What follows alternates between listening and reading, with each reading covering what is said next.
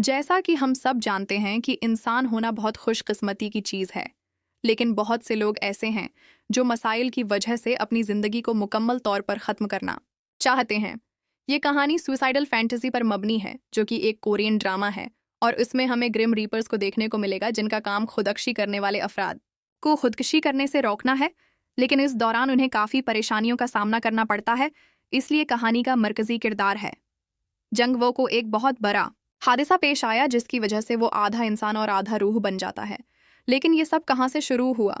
क्या ये जंगवो की गलती थी या नहीं? और मैं आपको वीडियो में आगे बताऊंगा कि उसमें कितने मोड़ आते हैं। चुनांचा कहानी गुरी नामी एक खूबसूरत लड़की से शुरू होती है जो एक खौफनाक सवारी पर है और वो एक वीरान जगह पहुंच जाती है। गुरी एक वेन में अपने साथी साम के साथ फोन पर बात कर रही है। साम अपने फोन पर अंदर बैठे लोगों के प्रोफाइल चेक कर रहा था, जिसकी वजह से उसे मालूम हुआ कि इन सब की खुदकुशी की शरह 90 है। चेक करने पर उसे ये भी मालूम हुआ कि ये तमाम अफराद social media group suicide together पर मिले थे, जिसमें वो तमाम तरीके बताए गए थे जिनसे लोग बगैर किसी तकलीफ, दिख और तकलीफ के आसानी से मर सकते हैं। सब कुछ जानने के बाद गोरीन ने पंखे में नसब स्लिपिंग गैस पाइप को हटा दिया ताकि वो मर जाएं। लोग मरने की कोशिश कर रहे थे और वीन इतनी तेज रफ्तारी से चलाने लगती है।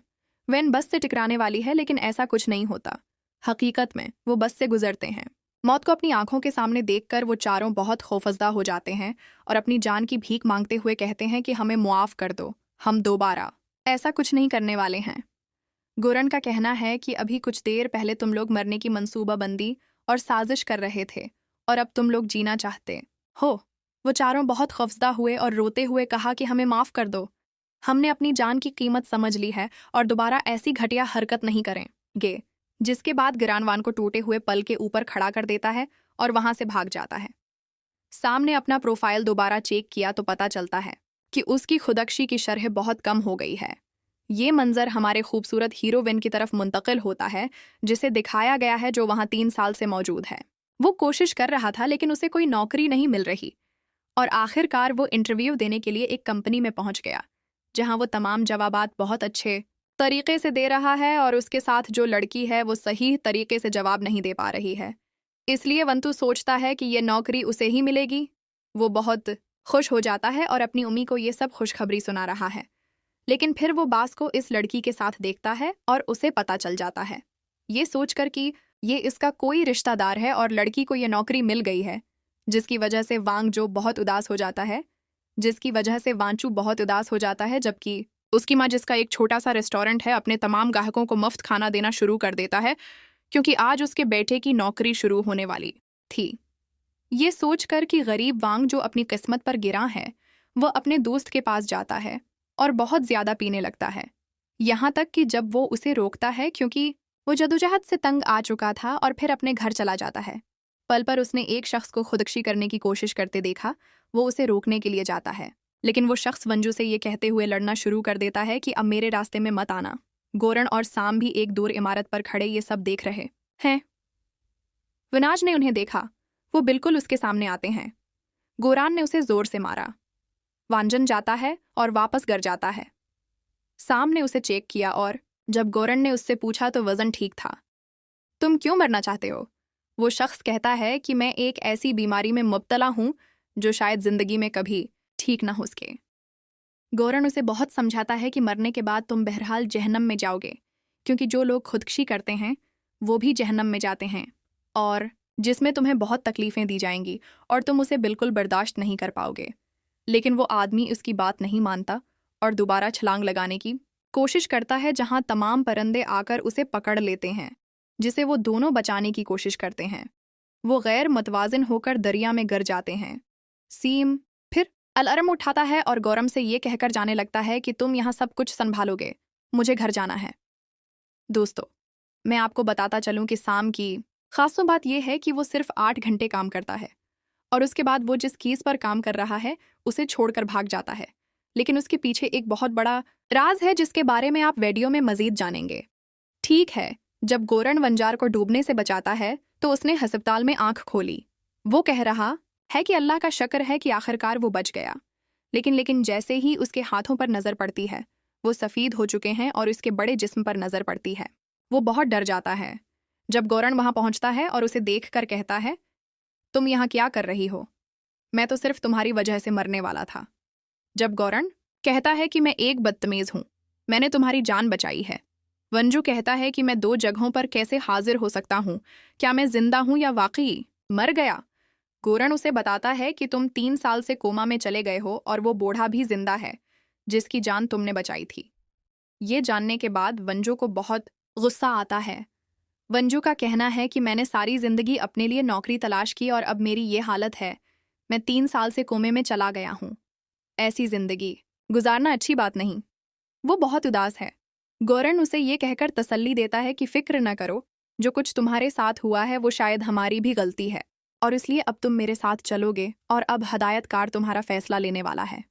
जैसे ही गौरण ने तस्वीर खींची, वंजू को लाश मिली और वो उसे अपने साथ एक प्रासरार जगह पर ले गई जहां दरवाजों के अंदर बहुत से दरवाजे हैं। वांग जो बहुत खौफजदा है, हई कहती है कि मैं यहाँ आया हूं लेकिन यहाँ से कैसे जाऊंगा?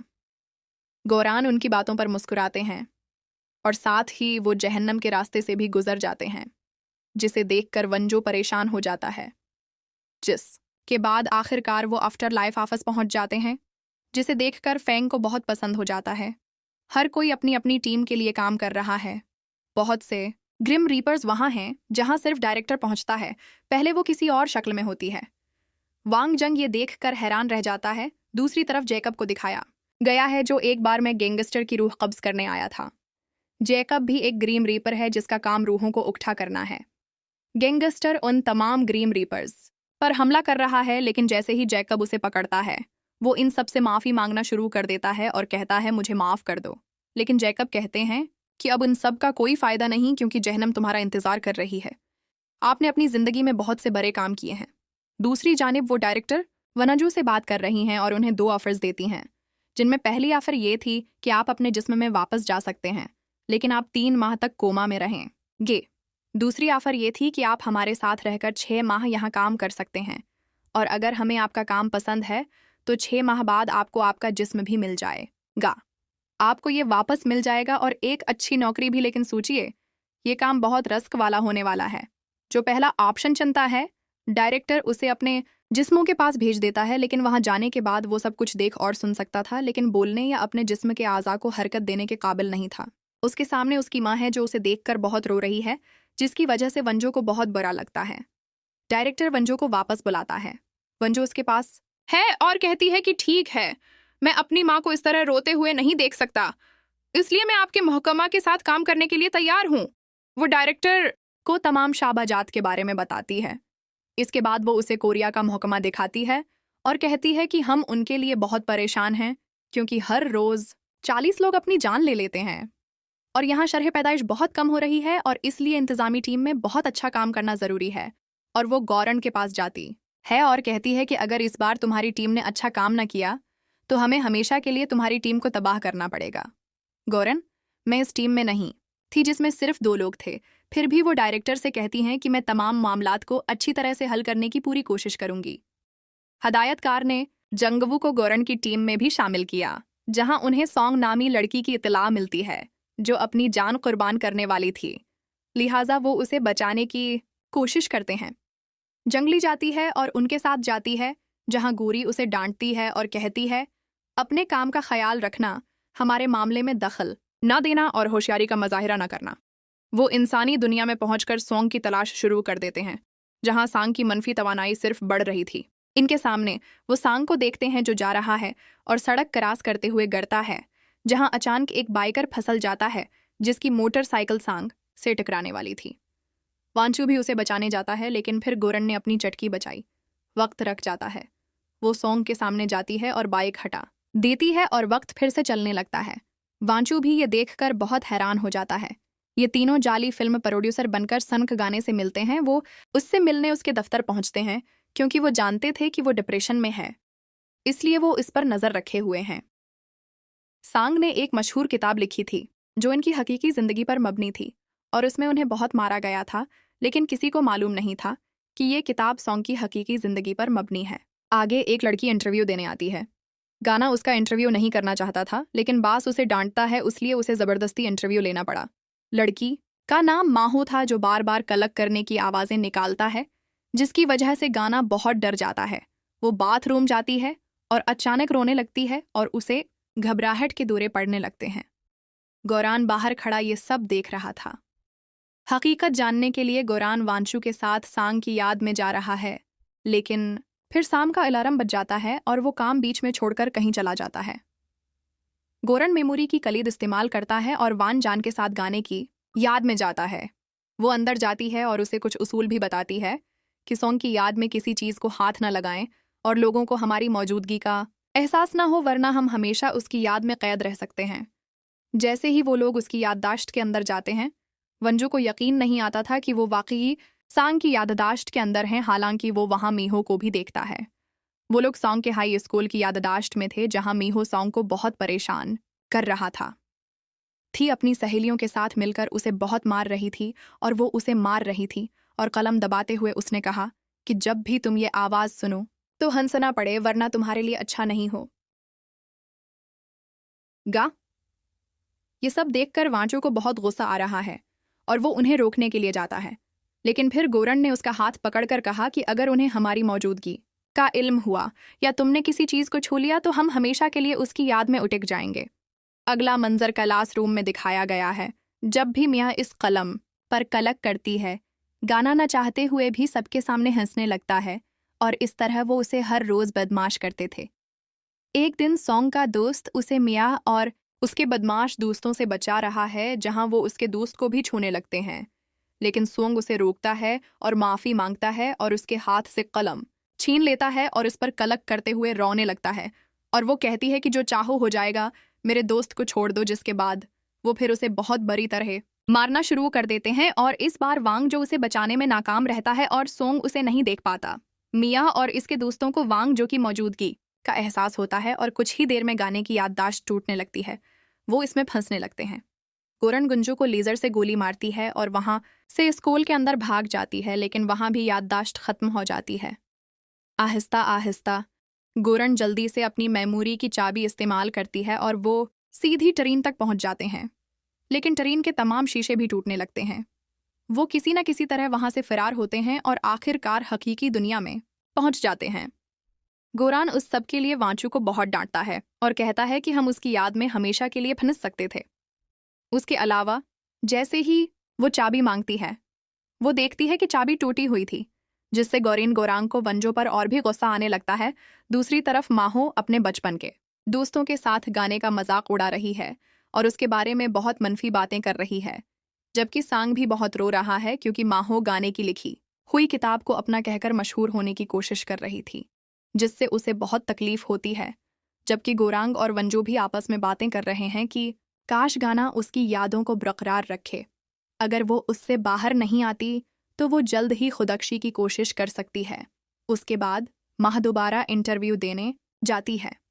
कलम की आवाज़ एक बार फिर सांग को नफसियाती तौर पर हिरासा करने की कोशिश कर रही है, लेकिन फिर अंजो ने उसके हाथ से कलम छीन लिया और कहा कि उसने मुझे बहुत परेशान किया था। मियो इन सबको बता रही है कि वो और गाना स्कूल में है। वो सॉन्ग का बहुत अच्छा दोस्त है, लेकिन जॉन गॉर्डन को पहले से ही मालूम था कि वो कितनी बदमाश है। फिर जैसे ही इंटरव्यू खत्म होता है, सॉन्ग अपने बास को सारी हकीकत बताना शुरू कर देता है कि मया वो लड़की है जिसने स्कूल में उस पर बहुत तशद्दुद किया और मारा पीटा। लेकिन उसके बास ने गाने की बजाय उसे डांटना शुरू कर दिया कि वो दूसरों पर इल्ज़ाम तराशी बंद कर दे और अपनी ज़ाती ज़िंदगी में दूसरों की बातों पर तौजा दे ही सांग बहुत बुरी तरह टूट जाता है और अब उसके पास जीने का कोई मकसद नहीं बचा। जहाँ फिर मियाँ दोबारा उस पर तशद्दुद करने आती है और उसे मारना शुरू कर देती है। गुरीन सीम और फारिस्ट भी उसकी तलाश में हैं। गाना उनसे भागकर छत पर पहुंच जाता है। सॉन्ग की खुदकशी की शरह भी बैंगबर तक पहुंच गई है। ये देखकर वो बहुत डर गए और वांग जो उसे बचाने के लिए जाते हैं, लेकिन गाना नहीं रख रहा था।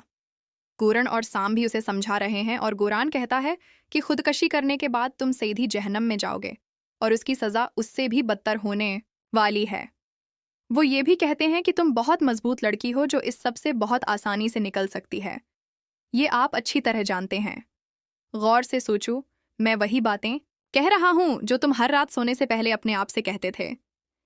ये सुनकर नगमा बहुत चौंक जाता है और उससे पूछता है, आखिर तुम कौन हो? गोरंग का कहना है कि मैं एक ग्रीम रीपर हूं जो यहां आपको बचाने आई हूं। जिसकी वजह से स्वांग डर जाता है और नीचे गिरने लगता है, जहां वो अपनी जिंदगी में गुजरे तमाम अच्छे लम्हात याद करने लगती है और सोचती है कि मैं उससे इत्तेफाक नहीं करना चाहता। उसके साथ ही उसके अंदर जीने की ख्वाहिश जागने लगी, जहां गौरन स्टाइल में जाकर उसे बचाता है। लेकिन फिर भी सांग की खुदकशी की शरह 50 पर थी, जो शायद अभी अभी है। ये भी खतरा था जहां अचानक वंजो एक स्टैंड अब कामयाडीन को लेकर आती है, जिसका गाना बहुत बड़ा मदाह था और वो उसकी वीडियो देखकर हमेशा मुस्कुरा देती थी। वो बहुत अजीब हरकतें कर रहा है, जिसकी वजह से सॉन्ग एक बार फिर मुस्कुराता है और अब उसकी मनफी शरह भी बहुत कम हो गई है और वो खुदकशी करने वाला नहीं है। ये जानकर सब बहुत खुश हो जाते हैं। बिंग टू भी उसे काम पर ले जाता है और जिंदगी के बारे में कुछ अच्छी बातें बताता है।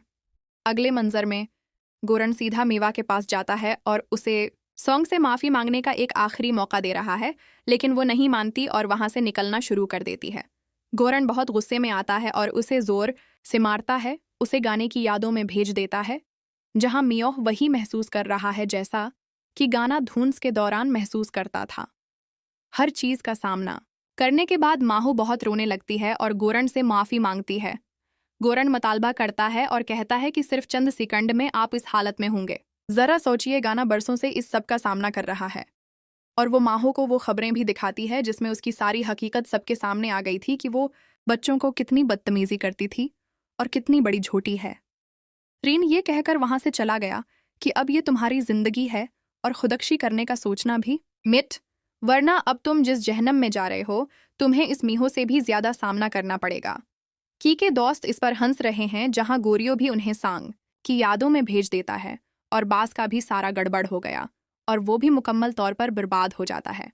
जिसके बाद आखिरकार सांग उस किताब को कूड़ेदान में फेंक देता है और उसकी नई जिंदगी शुरू हो जाती है। मंजर बदल जाता है और बार्ड की जिंदगी का दफ्तर दिखाया जाता है। गोरियो ने जंगवांग को अपनी टीम से निकाल दिया था और उसके बाद डायरेक्टर ने उसे टेक स्पोर्ट टीम में डाल दिया, जिससे वो बहुत खुश हुआ और वो लोग भी बहुत खुश थे। लेकिन वांग जो के सामने वो अपनी पहली टीम यानी रस्क मैनेजमेंट टीम के बारे में बहुत बुरा बोलना शुरू कर देते हैं, जिसकी वजह से वो बहुत गुस्से में आता है और वो वहां से ये कहकर चला जाता है कि रस्क मैनेजमेंट टीम बहुत अच्छी है, जिससे लोगों को खुदकशी करने से नहीं रोकना चाहिए और टीम को तबाह नहीं करना चाहिए। फिलेश बीक में गोरन को दिखाया गया है जो जहन्नम में अपनी सजा भुगत रहा है। डायरेक्टर इससे मिलने आता है और गोरन इससे माफी मांगता है और कहता है कि मुझे एक मौका और दो, मैं जीना चाहता हूँ। डायरेक्टर का कहना है कि खुदकशी करने के बाद आपने ये रास्ता खुद चुना था, लेकिन गौरन के कहने पर वो राजी हो गई और इससे मुआहिदा कर लिया कि अगर आप दोबारा जन्म लेना चाहते हैं तो फिर आपको हमारे साथ दफ्तर में काम करना होगा और एक दिन जब वो खास शख्स पैदा होगा, इसलिए आपको उसे खुदकशी करने से रोकना होगा जो अपनी जिंदगी से तंग आकर मर जाएगा। लेकिन आपको उसे रोकना होगा जब गुरीन उसका नाम पूछती है। तो डायरेक्टर उसे कुछ नहीं बताता और हम फिलेश बेक से बाहर आते हैं। अब कोई भी वाजो को अपनी टीम में लेने के लिए तैयार नहीं था, क्योंकि उसने इंतहाई बदतमीज शख्स से भी बात की थी। इसलिए डायरेक्टर फेरोज उसे वापस उसके जिस्म में भेजने वाले थे, जो 3 माह से कोमे में है। लेकिन फिर गौरन ने एक बार फिर उसे बचा लिया। दोबारा रसक मैनेजमेंट का मेंबर बनने के बाद बंजो को वो लोग नहीं पहचानते जिनको वो जानता है, इसलिए उसे एक नया चेहरा दिया जाता है जो सिर्फ जिंदा लोगों को नजर आता है। उसके साथ उसे एक नया नाम भी दिया जाता है और उसका नया नाम जोजो था। साम उसे ग्रीम रीपर का ठीका देता है और इससे दस्तखत करने को कहता है, जिस पर बेंजो बगैर पढ़े दस्तखत करता है, जिसके लिए उसे काफ़ी सज़ा दी जाएगी। बाद में पंजू सीधा अपने घर जाता है और अपने वालिद की तस्वीर के सामने रो रहा है। वो उसे बहुत याद कर रहा है, जहां माँ और उसकी बहन भी पहुंच जाती हैं। उन्हें देखकर वो जाकर एक कमरे में छिप गया। इनकी जज्बाती बातों की वजह से, बहुत जज्बाती होने की वजह से वो मौका मिलते ही वहां से चला जाता है। लेकिन फिर उसे इत्तला मिलती है कि सोमो नामी लड़का खुदकशी करने वाला है, जिसे देखकर वो बहुत पसंद हो जाता है। जबकि साम और गोरान को भी इस बात का इल्म हुआ और वो साम से कहता है कि हमें वंजो को इस केस से दूर रखना चाहिए क्योंकि सूम उसका बेहतरीन दोस्त है। गोरन कहते हैं कि नहीं, कभी कभी हमें ज़ाती मामलात को भी हल करना चाहिए क्योंकि वो हमारी बहुत मदद कर सकता है। फिलिश बीक में वांचू और सोमो को दिखाया गया है कि क्लास के कुछ लड़कों की तरफ से सोमो को बहुत तंग किया जा रहा है, जिन्हें वाजो उसे बचाने जाता है। दोनों के दरमियान दोस्ती हो जाती है और वो एक दूसरे से लड़ पड़ते हैं, जहां से वो सीधे एक रेस्टोरेंट में पहुंचते हैं जहां वो खुशी से बैठे चिकन खा रहे होते हैं। सोमो का कहना है कि ये एक ऐसा खास चिकन है जो जब भी थोड़ा सा जज्बाती होता है तो उसे हमेशा हौसला देता है। इसका ये भी कहना है कि उसके वालिद बचपन में ही फौत हो गए थे और उन्होंने ही उसे सिखाया है कि नाकामी का मतलब है दोबारा कोशिश करना और नाकाम ना होना और खामोश बैठना। वंजू जैसे ही समू के घर सोमो गेट पर पहुंची। जब वो उसे खोलता है तो उसे अपने सामने एक अजीब सा आदमी नजर आता है, क्योंकि दोस्तों, मजाक में हमारे हैंडसम हीरो की पहचान इस अजीब नजर आने वाले आदमी की शनाख्त में बदल गई थी। सोम उसे पहचान सकता है, इसलिए उसने जल्दी से गेट बंद कर दिया। फजू जल्दी से थाने फोन करती है और उन्हें फोन करती है कि मेरा दोस्त मरने वाला है, जल्दी आओ। लेकिन हकीकत यह है कि वो वंजू को उठाकर ले गए, क्योंकि सोमो ने पहले ही शिकायत की थी और कहा था कि घर के बाहर कोई उसे हिरासा कर रहा है। फजू फिर उन्हें अपनी आईडी देती है, लेकिन ये उसकी शक्ल से मेल नहीं खाती, इसलिए वो वहां पर सबसे लड़ना शुरू कर देती है। लेकिन फिर वो आकर उन्हें वंजो की नई आईडी देती है और उसे छोड़ दिया जाता है। ये भी इंकिशाफ हुआ कि सोमो खुदकशी करना चाहता है, क्योंकि वो 3 साल से गवर्नमेंट का इम्तिहान दे रहा है, लेकिन उसमें क्वालिफाई नहीं कर पा रहा है, इसलिए वो थका हुआ है और अब वो हमेशा के लिए मरना चाहता है। वो अपनी जिंदगी का खात्मा करना चाहता है। जहां वुंच को फ्राइड चिकन याद आता है और कहा जाता है कि फ्राइड चिकन ही सोमो के चेहरे पर मुस्कुराहट ला सकता है और उसे खाने के बाद ही वो खुश हो सकता है, क्योंकि जब भी कोई मसला होता है तो वो हमेशा फ्राइड चिकन खाता है, जो उसके वालिद छठी जमात में लेकर आए थे, वो भी एक खास दुकान से, जिसके लिए उन्हें सोमो के पास जाना पड़ता है। यादें धंधली हैं, इसलिए वो सबसे पहले उसे उसके घर ले जाती हैं। गॉर्डन और साम भेस बदलकर सोमो के घर पहुंच जाते हैं, लेकिन वो उन्हें अंदर जाने नहीं देता।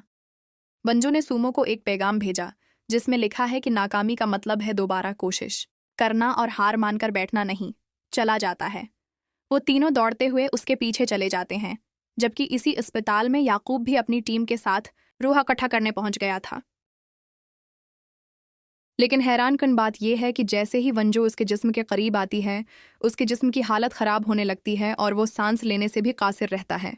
जेकब आता है और उसे जोर से धिका देता है, जिसकी वजह से वंजो चला जाता है और गिर जाता है।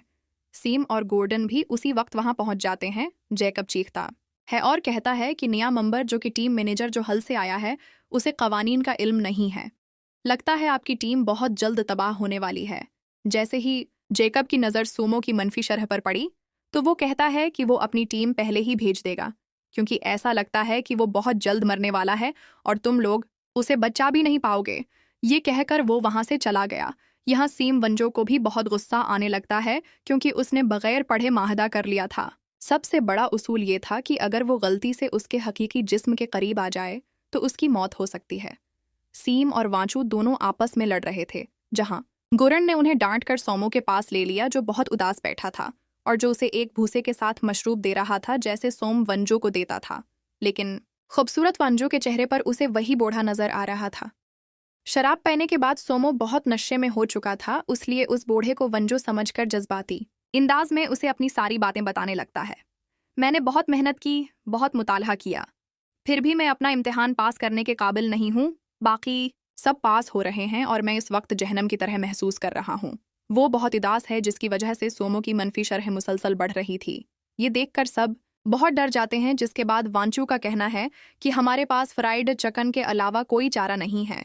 सीम को सोमो की देखभाल के लिए वहां छोड़ कर वो दोनों सोमो की याद में जाने का फैसला करते हैं। गुरान गाड़ी की चाबियां लेने के लिए सीधा डायरेक्टर के पास जाता है, ताकि वो सोमो के माजी में जा सके। डायरेक्टर ये सुनकर बहुत परजोश हो जाता है कि वो तली हुई चिकन लेने के लिए करीब जाना चाहती है। ठीक है, उसे गाड़ी और वाजो ब्रांडेड गाड़ियों की चाबियां मिल जाती हैं। इसे देखकर बेचारे की आंखें खुल जाती हैं। लेकिन गौरान फिर तमाम अच्छी कारें छोड़कर वंजो को एक फजूल कार में ले जाता है, जहां वो छोटू सोमो को देखता है। सोमो के वालिद को बहुत दुख होता है, क्योंकि स्कूल की बस न भरने की वजह से सोमो को लिए बगैर स्कूल की बस रवाना हो जाती है। सोमो को बहुत दुख हुआ, क्योंकि आज उसकी सालगिरह थी, जिसे वो अपने दोस्तों के साथ चिकन खाकर मनाना चाहता था। वो बहुत उदास है, लेकिन वालिद साहब कहते हैं कि आप फिक्र न करें, मैं आपकी सालगिरह बहुत अच्छी मनाऊंगा और आपके लिए फ्राइड चिकन भी लाऊंगा। लेकिन कोई उनकी दुकान से कुछ नहीं खरीद रहा, जिसकी वजह से वालिद साहब मजीद उदास हो गए।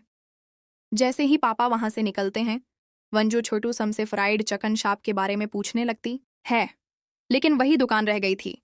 उसे उसका नाम तक नहीं मालूम था, जिससे गोरीन कान खींचती है कि हम ये सब खुद ही जान सकें, बच्चे को परेशान ना करें।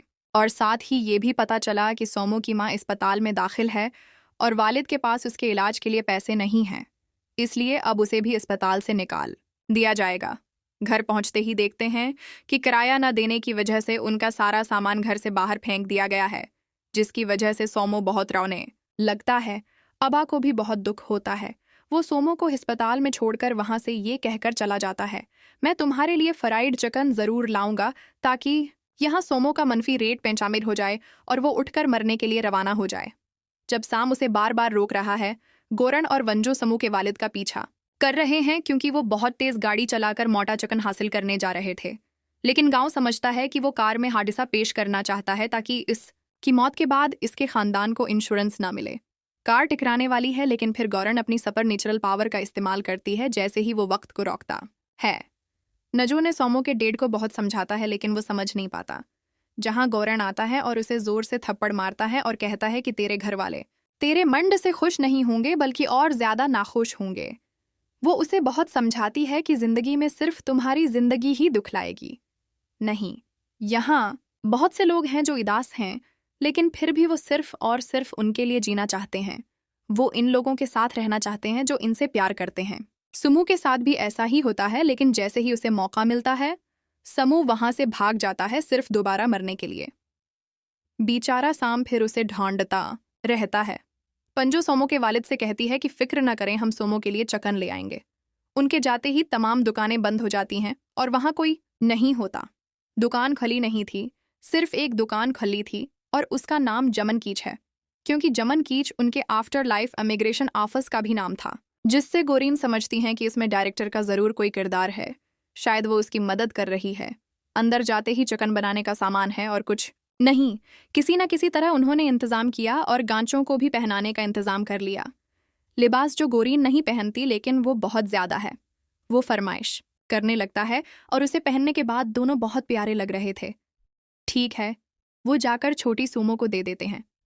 छोटी सूमो उसे खाती है, जो उसे बहुत लजीज लगती है। इसके अलावा गौर ने उस पर एक पैगाम भी लिखा था कि नाकामी का मतलब है दोबारा कोशिश करना और हारने के बाद खामोश नहीं बैठना। सोमो के वालिद उसे ये सतरें पढ़ रहे हैं, जिसका वाज़ेह मतलब है कि गाय ने ये सतरें सोमो के लिए लिखी हैं। कोई वक्त ज़ाया किए बगैर वो जल्दी से सोमो के पास पहुंच जाते हैं और उसे फ्राइड चिकन देते हैं, जो इमारत से छलांग लगाने वाला है। लेकिन जैसे ही वो फ्राइड चिकन के ऊपर बाक्स पर लिखा हुआ पैगाम पढ़ता है, तो वो कहता है कि वांचू ने आपको यहाँ भेजा है। वो भी हाँ कहते हैं, जिसकी वजह से वो ये सोचकर बहुत खुश होता है कि उसका बेहतरीन दोस्त अभी जिंदा है और उसकी खुदकशी की शरह भी बहुत कम हो गई है। और वो बहुत खुश हुआ, लेकिन अचानक फ्राइड चिकन खाने के बाद रोने लगता है, क्योंकि इसका जायका बहुत ख़राब था। वो उसे चुकते भी हैं और थूकते भी हैं। मंजर बदल जाता है और वांचू को दिखाया जाता है, जो अपनी एक ख्वाहिश पूरी करना चाहता था। वांचू के वालिद एक रिपोर्टर थे जो रिपोर्टिंग के लिए बिरोन मलक जा रहे थे। लूत वहां से कभी वापस नहीं आ सकता था, क्योंकि वो वहीं मर गया। वांचू को दुख था कि वो आखिरी था बार उसकी तारीख से मिलने के काबिल नहीं था, क्योंकि वंजो, जो अपने दोस्तों के साथ खेलने में मसरूफ था, भागता हुआ आता है और अपना छोटा वर्जन उठाता है और वहां से भागना शुरू कर देता है, क्योंकि वो उसे वालिद से मिलवाना चाहता था। भागते हुए वो छोटे वंजो से कहता है कि कम खाओ, तुम बहुत भारी हो। वालिद, जो अभी जा रहे हैं, उसे रोकते हैं और कहते हैं कि वंजो तुमसे मिलना चाहता है और वो तुमसे बहुत प्यार करता है। ये सब कहते हुए वो बहुत ज़्यादा छोटा उसे घूरते हुए जज्बाती हो रहा है और सोच रहा है कि ये सब मैंने तो नहीं कहा। वो उनकी फैमिली फ़ोटो भी खींचता है, क्योंकि मौजूदा ज़माने में उनके वालिद के साथ कोई तस्वीर नहीं थी, क्योंकि वो हमेशा इन सब की फ़ोटो खींचते थे, इसलिए फ्रेम में नहीं आ सकते थे। औंज अपनी शादी मुकम्मल करने के बाद बहुत परसुकून है, जबकि फ्लैश बीक पर गोरीन को दिखाया गया है कि वो जेकब के मातहत काम कर रही है और उसकी जूनियर है, जो याकूब के साथ एक ऐसे मुजरिम की रूह को तब्दील करने गया है जो अभी खुदकशी करने ही वाला था। ये गरान ने इमारत से छलांग लगाकर नहीं देखा और वो जाकर उसे बचाती है, क्योंकि वो अभी जिंदा था। लेकिन जैकब ने उसका हाथ छुड़ाया ताकि वो मर जाए और उसके ऊपर वो गिरान को बहुत डांटता है कि हमारा काम मरने वालों की रूहें इकट्ठा करना है, उनकी जान बचाना नहीं। और वो गिरान से बहुत नाराज़ है। उसकी वजह ये थी कि वो उसे बताए बगैर रिस्क मैनेजमेंट टीम में शामिल हो गई थी। ये मंजर गारन की तरफ मुंतकिल होता है जब वो डायरेक्टर से मिलने गया था जो गुरीन को कवायद तोड़ने की सज़ा दे रहा है क्योंकि उसने माजी में जाकर अपने अख्तियारात का इस्तेमाल करके कवानीन को तोड़ा था।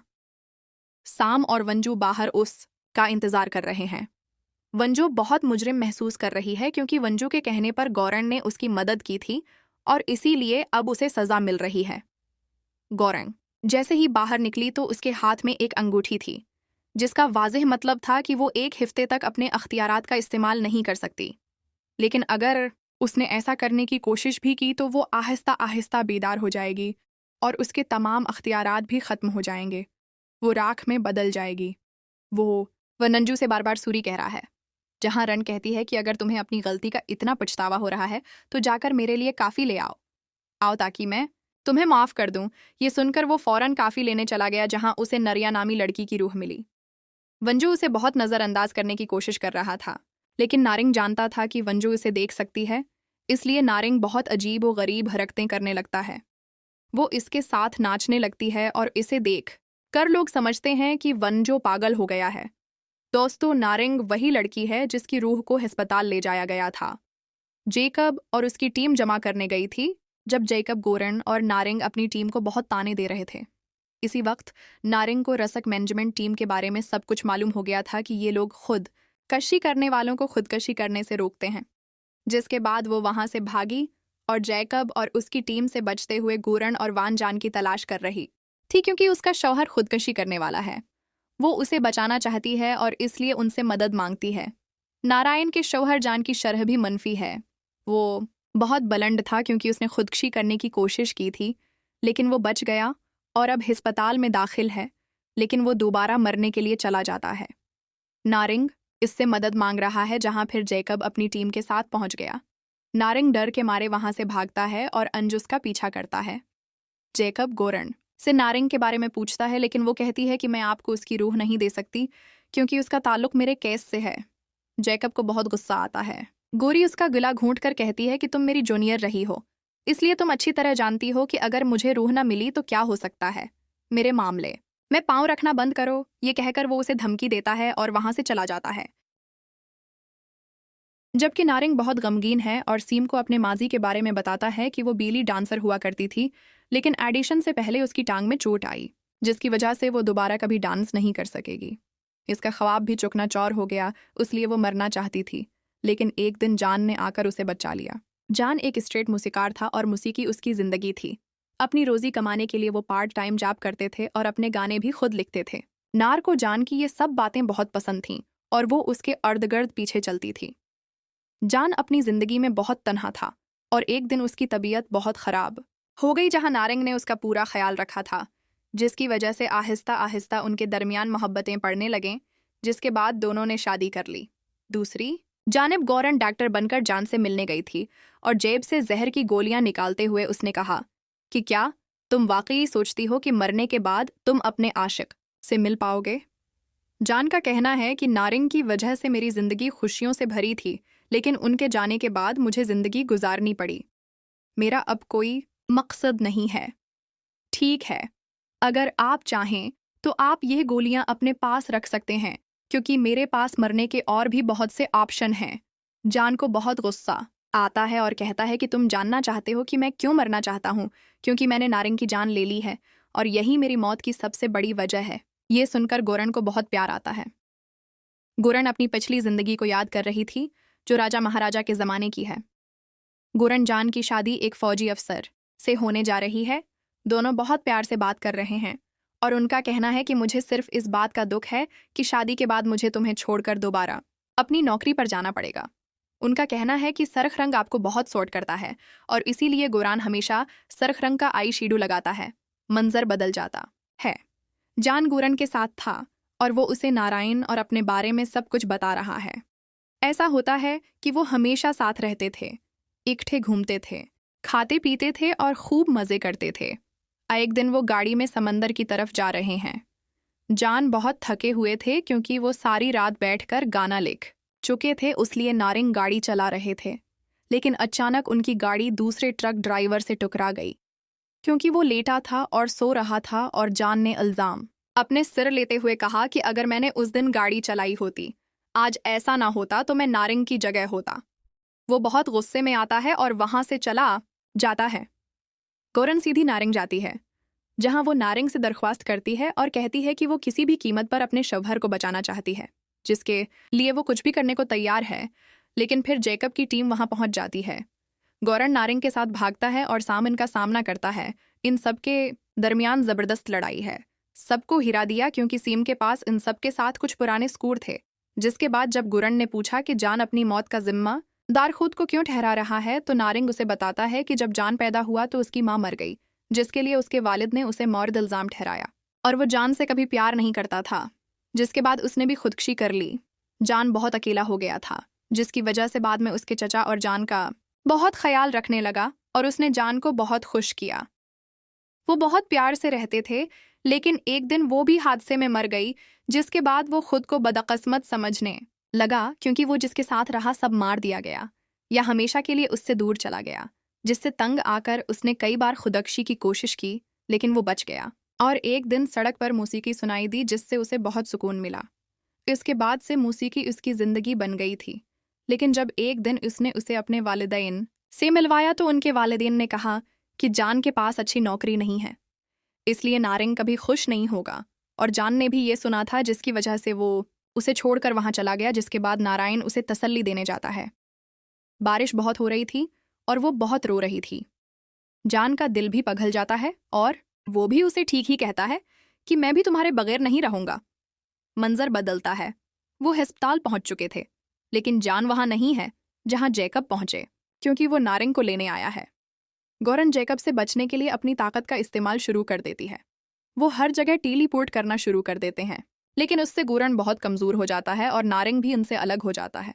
जब बस उसे पकड़ने वाली होती है, लेकिन फिर साम वहां पहुंच जाता है। दोनों के दरमियान शदीद लड़ाई हो रही है। वो बहुत लड़ रहे हैं, लेकिन साम जैकब के मुकाबले में कुछ भी नहीं है। जैकब उसे मारने ही वाला है, लेकिन फिर गौरीन आता है और कहता है कि साम को छोड़ दो। वो सिर्फ मेरे हुक्म पर अमल कर रहा था, क्योंकि इस अंगूठी से मैं अपने अख्तियारात इस्तेमाल नहीं कर सकता। लेकिन इस सब से जाग को कोई फर्क नहीं पड़ता। वो सिर्फ नारंग की रूह कब्ज करने आया है। वो आहिस्ता आहिस्ता इसकी तरफ बढ़ रहा है और उसे लेने ही वाला है। लेकिन तभी गौरन ने एक लफ्ज बोला, रिपर गारंटी ऑफ रिस्पॉन्सिबिलिटी, जिसे सुनकर जैकब रख गया और कहने लगा कि इतनी बड़ी कुर्बानी एक छोटी सी जान के लिए ठीक है, इसलिए अब तुम्हारे पास 2 घंटे का वक्त है, जो करना है करो। ये कहकर साम वहां से गायब हो गया। इस वक्त साम भी गौरन को रोकता है कि उसे ये सब नहीं करना चाहिए, लेकिन गौरान उसकी एक बात भी नहीं सुनती। जहां वंजो के पूछने पर साम बताने लगता है कि री पर जिम्मेदारी की जमानत है। जिम्मेदारी ये एक बहुत बड़ा और खतरनाक माहिदा है, जिसमें गौरान की मदद के बदले में जैकब इससे जो चाहे मांग सकता है, या इससे जो चाहे कर सकता है, या कुछ भी ले सकता है।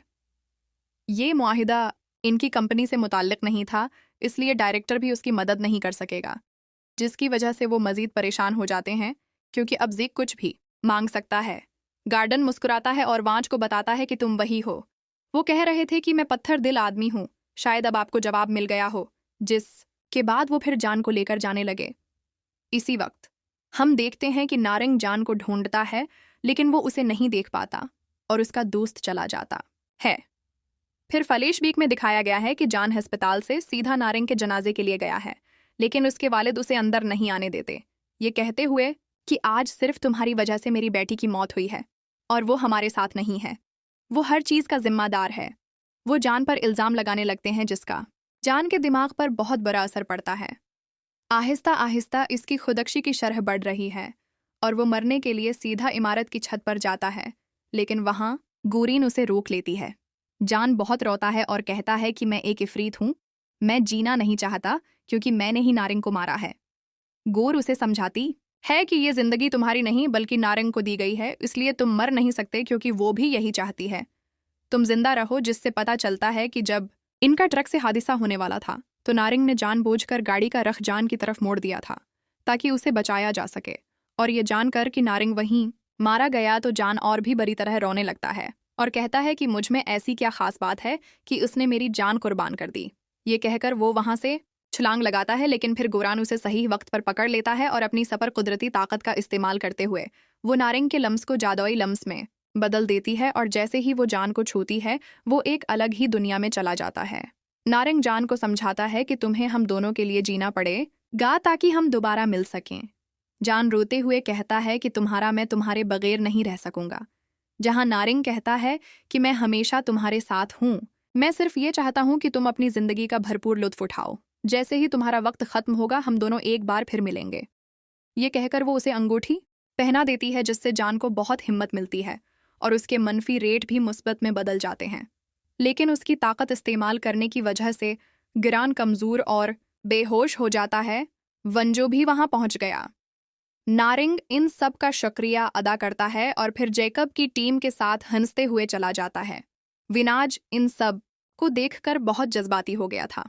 जान भी अब बहुत खुश हो जाता है। वो नारंग और मौसीकी की यादों के सहारे अपनी जिंदगी गुजारने लगता है। इस सीन को शॉट किया गया है और जैकब को दिखाया गया है, जिसे डायरेक्टर बहुत डांट रहा है क्योंकि इसकी टीम और रसक मैनेजमेंट टीम के दरमियान काफी लड़ाइयां हुई थीं जो जरूरी नहीं थीं। लेकिन जैकब भैया भाई अपने ही गुरूर में रहते हैं और कहते हैं कि जिंदगी के मसाइल का सामना करने के बजाय लोग खुदकशी का रास्ता उसलिए चुनते हैं क्योंकि उन्हें यह बहुत आसान लगता है। डायरेक्टर का कहना है कि आप बिल्कुल ठीक कह रहे हैं और यही बुनियादी वजह है कि मैंने उस सब के लिए गोरीन का इंतखाब किया।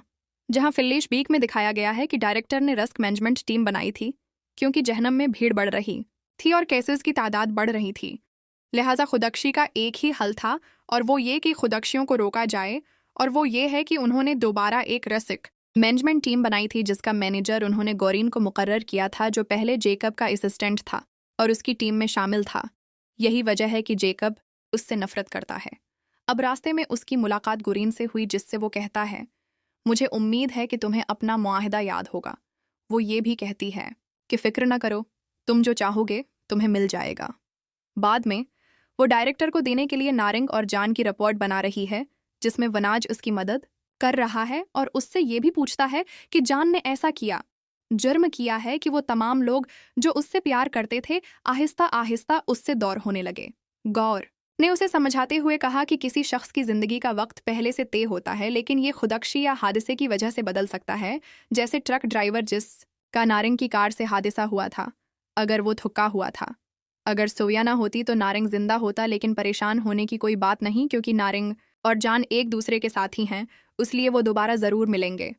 वो एक दूसरे के लिए बनाए गए हैं और सर्ख धागे से बंधे हुए हैं।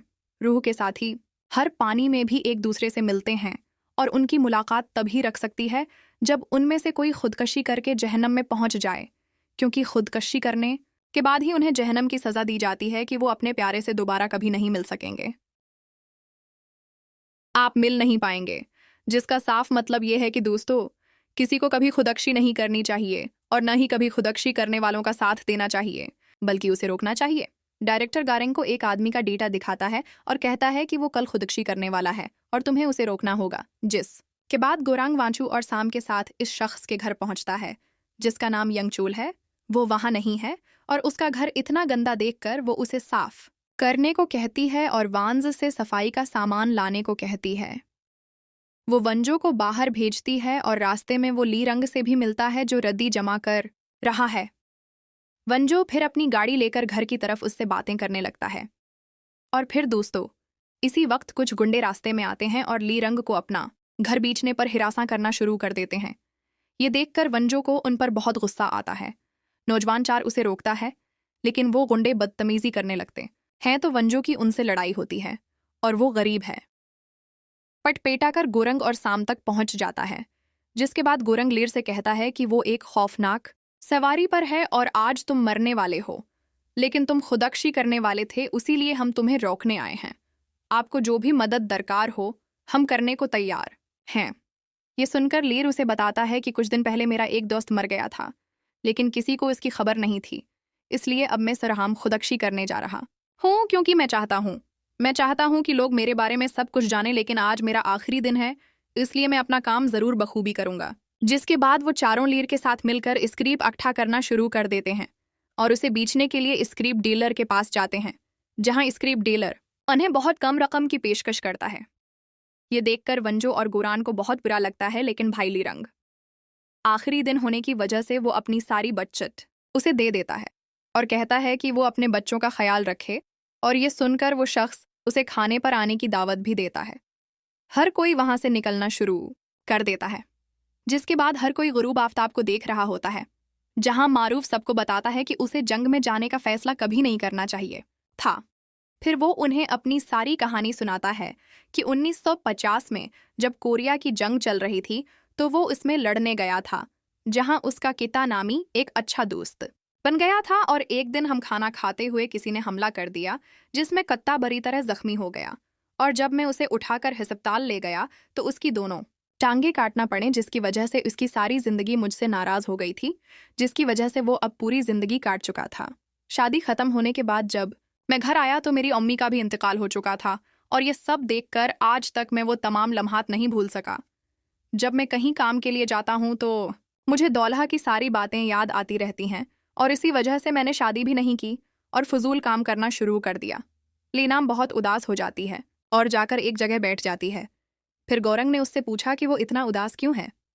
रन का कहना है कि मैंने अपनी पूरी जिंदगी में कुछ अच्छा नहीं किया और उसे उस तरह ज़ाये किया। फिर गौरंग फिर उसे अपनी ताकत से एक बहुत ऊंची इमारत के ऊपर कोरिया दिखाता है और कहता है कि आज जो भी कोरिया बन गया है, जो भी उसकी खूबसूरती है, जहां लोग सुकून से रह रहे हैं, ये सब सिर्फ तुम्हारी वजह से हुआ है, क्योंकि अगर तुम जंग ना लड़ते तो कोरिया ऐसा ना बनता। ये सब सुनकर लेडिंग बहुत खुश हो जाती है। वांचू भी अपने फ़ोन में नोटिफिकेशन देखकर बहुत खुश हो जाता है और भागता हुआ लेरिंग के पास आता है और कहता है कि मुझे सोशल मीडिया पर आपके दोस्त डॉक्टर मिल गए हैं। मैंने आपकी तस्वीर पोस्ट की थी जिस पर उसने ये भी तबस्सुरा किया है कि अगर आप वहाँ ना होते तो बहुत खुश होते। तो आज वो अपने घर वालों से खुश ना होता। उसके अलावा फ्लैशबैक में दोस्तों को दिखाया गया है कि जब डोंगल यंग पर गुस्से में था तो उसने उसे कहा था कि उसने उसे बचाया था ताकि तुम्हारी माँ तुम्हें जिंदा देख सके, जो तुम्हारी वापसी का भी इंतजार कर रही होगी। और ये देख कर लेर की आंखों में आंसू आ गए कि आज लोग उसे जान रहे हैं। फिर उसी वक्त गोरियान को एक ज़रूरी काम मिला और वो वहां से चली गई और पार्क के करीब चली गई। वो कहती है कि सिर्फ आपको लेर की रूह लानी चाहिए क्योंकि वो इज्जत के लायक है, लेकिन फिर पारक उसे नज़रअंदाज करके चला जाता है। जिसके बाद गोरन डायरेक्टर के पास जाता है और वही कहता है। फिर डायरेक्टर उसे बताता है कि अभी पारक भी यही कह रही थी क्योंकि उसे थोड़ा शौक है, और दूसरी तरफ से गुंडे फिर आते हैं और ली रंग को धकेलना शुरू कर देते हैं। तभी वान को अंदर भेज दिया जाता है और लीर को साथ लेकर अंदर जाता है। लड़ना धिनाई पंजो को मारती है और डॉक्टर को बुलाने लगती है। फिर वो दबली पतली को रोकता है और कहता है कि अब उनका वक्त खत्म हो गया है, और वो फिर से रोता हुआ बाहर आता है। गारंग भी उसे समझाता है और सईदा अंदर आने को कहता है, और उसके बाद पारक ली रंग के पास आता है और कहता है कि मैंने आपको जंग में बहादुरी से लड़ते हुए देखा है और इसीलिए मैंने आपके एहतराम के लिए तमाम ग्रीम रिपर्स को यहाँ बुलाया है। जिसके बाद कुछ देर बाद तमाम ग्रीम रीपर्स और डायरेक्टर खुद भी लीर की रूह लेने आते हैं और कहते हैं कि लिंगरांग का शुक्रिया। थोड़ी ही देर में ली रंग मर जाता है और उसकी रूह कहती है आप सबका शुक्रिया। वंजू को गले लगाती है और पार के साथ चली जाती है। जिसके बाद डायरेक्टर वंजू से पूछता है कि अब आपको काम पसंद आने लगा होगा, ठीक है? वंजू भी फिर उसे कहती है कि इख्तिदार होने के बाद भी तुम सब कुछ रोक देती हो। फिर डायरेक्टर उसे कहता है कि नहीं, हमारा काम सिर्फ जिंदगी और मौत के दरमियान तवाज़ुन बरकरार रखना है, और इसीलिए मैं चाहता हूं कि आपकी टीम अच्छी तरह काम करे और लोगों को खुश रखे। फिर वाजो गोरन की तरह इनसे ताकत मांगता है, लेकिन डायरेक्टर साफ साफ इनकार कर देता है। अगले दिन तीनों आपस में होते हैं कि अचानक इनका सिस्टम हिलना शुरू हो जाता है और इन्हें आधी अधूरी इतला मिलना शुरू हो जाती है, क्योंकि दोस्तों जमा डांग के सरूर में एक वायरस दाखिल हो गया था, जिसकी वजह से उन्हें सिर्फ यही सही मालूमात मिलेंगी। बताया जाता है कि मुतवफ़ी एपी मार्केटिंग कंपनी में काम करता है और उसकी सालगिरह अप्रैल में आती है। ये देखकर वो तीनों कंपनी में जॉब का इंटरव्यू देने जाते हैं, जहां बास को बहुत गुस्सा आता है।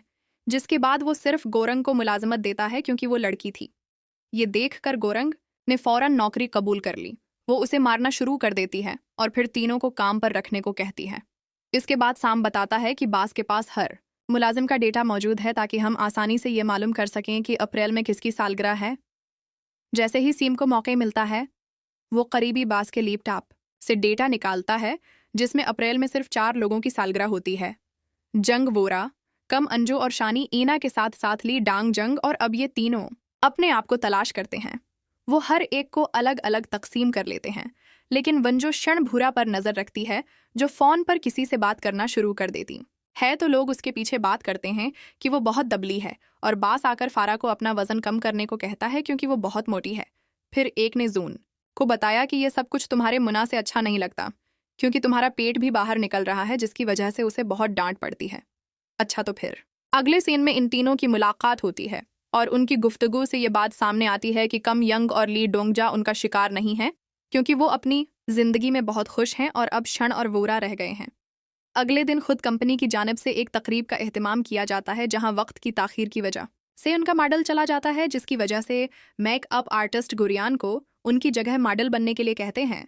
फिर गुरियान ने क्षण से कहा कि वो ये काम तभी करेगी जब क्षण उससे रात के खाने पर मिलेगी, जिसके लिए क्षण भी राजी हो जाती है। गोरन की वजह से उनका इवेंट भी खूब शूट किया जाता है और उसके बाद सब लोग डिनर पर जाते हैं जहां गौरन ने देखा कि वो कुछ नहीं खा रही, वो सिर्फ खाने के जायके के बारे में सबसे पूछ रही थी। और उसके बाद वो आपस में इन दोनों से कहती है कि हमारा शिकार क्षण है क्योंकि वो ये सब सिल्म रहने के लिए कर रही है। अगले दिन कंपनी का बास तमाम मुलाजमीन को खाने पर ले जाता है जहां शान फिर से कुछ नहीं खा रहा है। इसका बास इसका मजाक उड़ाना शुरू कर देता है कि तुम खाओ, तुम बहुत दबली और बोरा हो, तुम बहुत मोटी हो, जिस के साथ बाकी तमाम मुलाजमीन भी उसे पतला होने पर डांटने लगते हैं और ये सुनकर शान उठकर वहां से भाग जाता है। रसक मैनेजमेंट टीम उसका पीछा करती है और उसे अलग से तलाश करना शुरू कर देती है क्योंकि वंजो दोबारा उसके घर पहुंचती है जहां कमरे में क्षण जहरीली गैस रह जाती है, जिसकी वजह से वो बेहोश हो जाती है। बंजो फिर गैस बंद कर देता है और क्षण को अस्पताल ले जाता है। क्षण करने के बाद वो इससे ऐसा करने की वजह पूछता है। क्षण फिर उसे अपनी कहानी समझाने लगती है कि वो बचपन में बहुत मोटी थी और इसी वजह से हर कोई उसका इतना मजाक उड़ाया करता था कि मैं इतना परेशान था कि मैंने खुदकशी की कोशिश भी की, लेकिन मेरे वजन की वजह से मेज़ खुद ही टूट गई और फिर मैंने हर कीमत पर पतला होने का फैसला किया।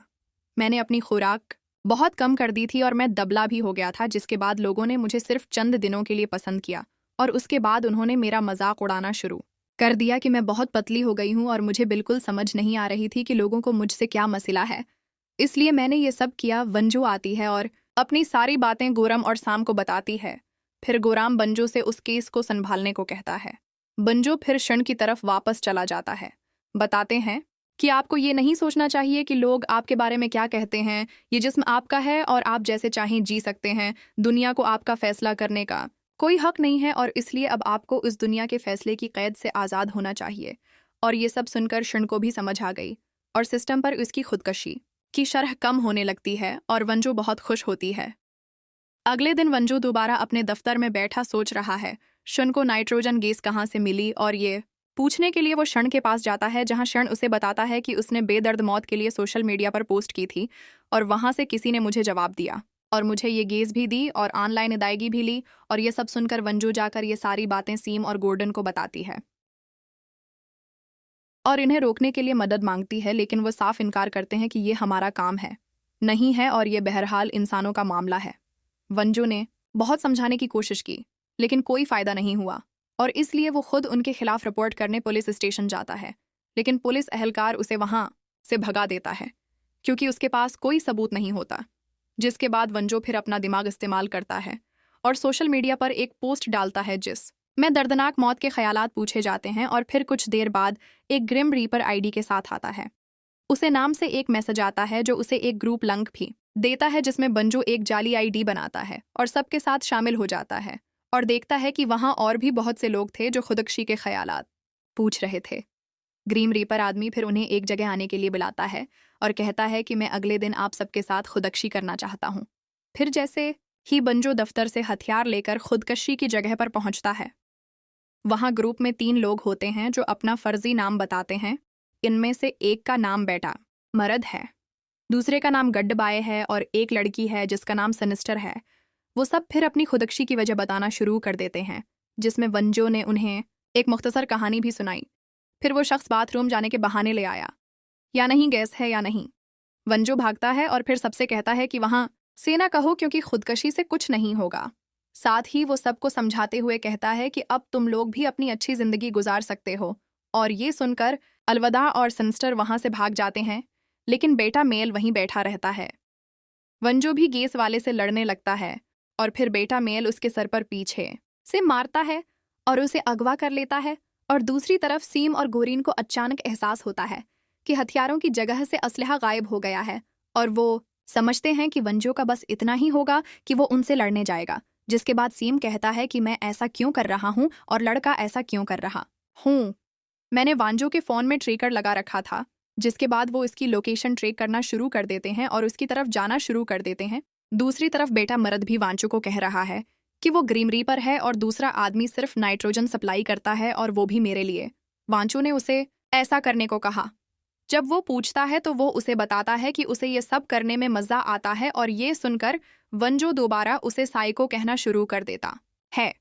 बेटा मेल हंसता है और उसके करीब आता है और उसे बेहोश करने लगता है। फिर अचानक गोरिन और सीम आते हैं और अपनी धमाकी खीज एंट्री से उसे बचाते हैं। वो उसे देखकर बैठते हैं। फिर वो वहां से भागता है। गोराम भी उसके पीछे जाता है और उसे बहुत बुरी तरह मारता है। सीम और वंज भी उसके करीब आते हैं, जहां उन्हें आता देखकर बेटा मिल की खुदकुशी की इत्तला उनके पास आती है। और ये देखकर वंज ने उसे बचाने से इनकार कर दिया कि वो ऐसे मुजरिमों को हरगिज़ नहीं बचाएगा जो लोगों को मारते हैं। लेकिन गारिंग उसे बचाने के लिए कहता है, लेकिन वंज ने इनकार कर दिया। और इसी दौरान बेटा मिल ने जहर खा लिया और थोड़ी देर बाद पाक बेटा मिल के करीब आता है और कहता है कि अब तुम सबको सजा देने के लिए जाओगे। गुनाह करता है और गोरंग से कहकर चला जाता है कि तुम ऐसे हो, मुजरिमों को भी बचाओ। गोरांग सारा फैसला जॉन पर छोड़ देता है कि बेटा मर्द को जीना है या मरना है।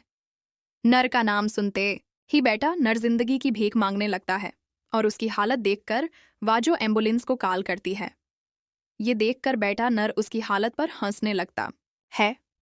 वाजो उसे कहते हुए चला जाता है कि मैं तुम्हारी मौत का जिम्मेदार नहीं बनना चाहता और उसी लिए मैंने तुम्हें बचाया।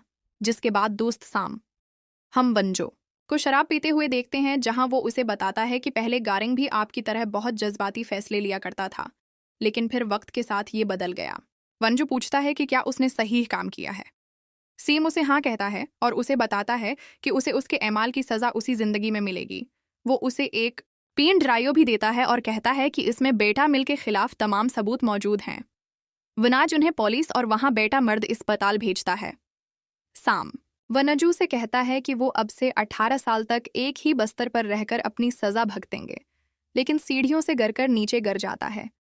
साम वंजू से कहता है कि वो 18 साल तक एक ही बस्तर पर रहकर अपनी सज़ा भुगतेंगे।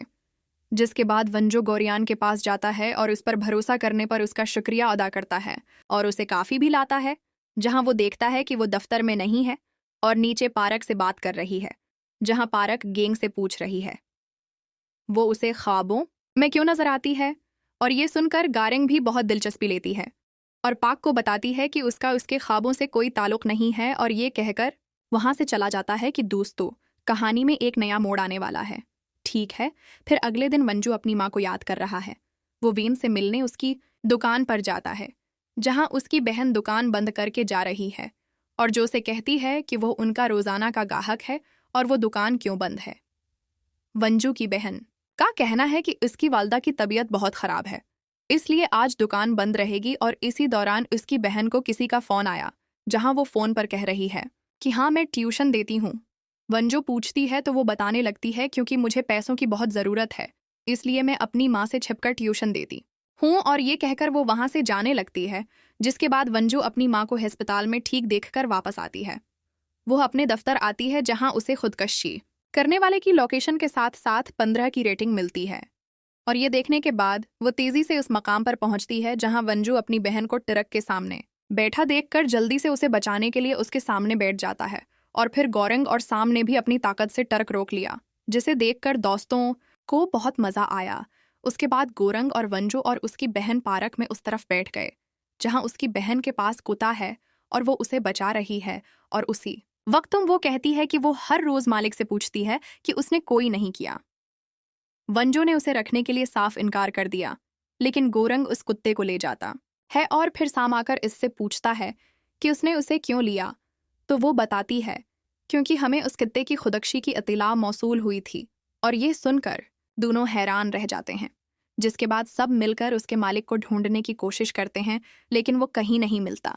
साथ ही कुत्ते को चेक करने के बाद किलिंग की एक खातून बताती है कि उसकी उम्र 13 साल है और उसे कोई बीमारी है जिसकी वजह से उसके पास ज़्यादा वक्त नहीं बचा है, और अगर ये पालतू है तो उसे अपने घर का रास्ता मालूम होना चाहिए।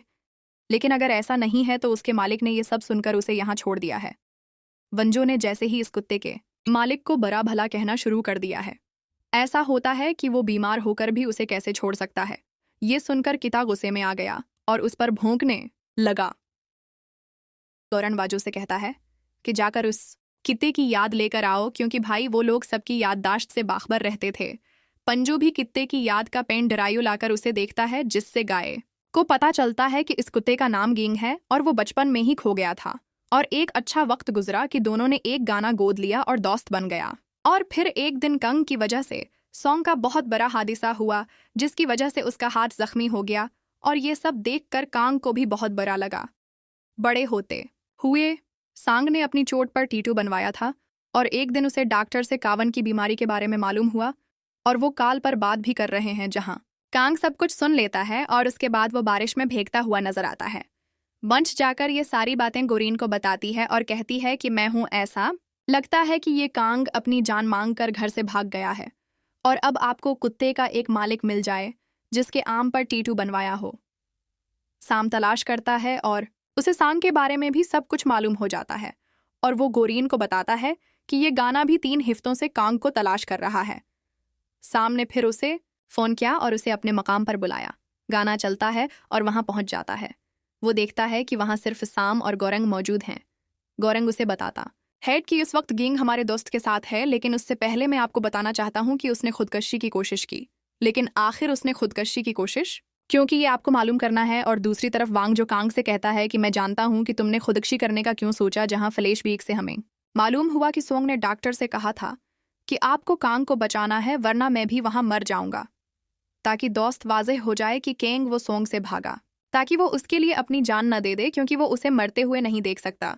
जिसके बाद गोरंग आकर कांग को समझाएगा कि तुम्हारे जाने से सांग को बहुत बुरा लगेगा, लेकिन वो वक्त के साथ ठीक हो जाएगा, और अगर तुम उससे मिले बगैर चली गई तो उसे सारी जिंदगी रोना पड़ेगा। ये सब सुनकर कांग फिर गाने से मिलने के लिए तैयार हो जाता है।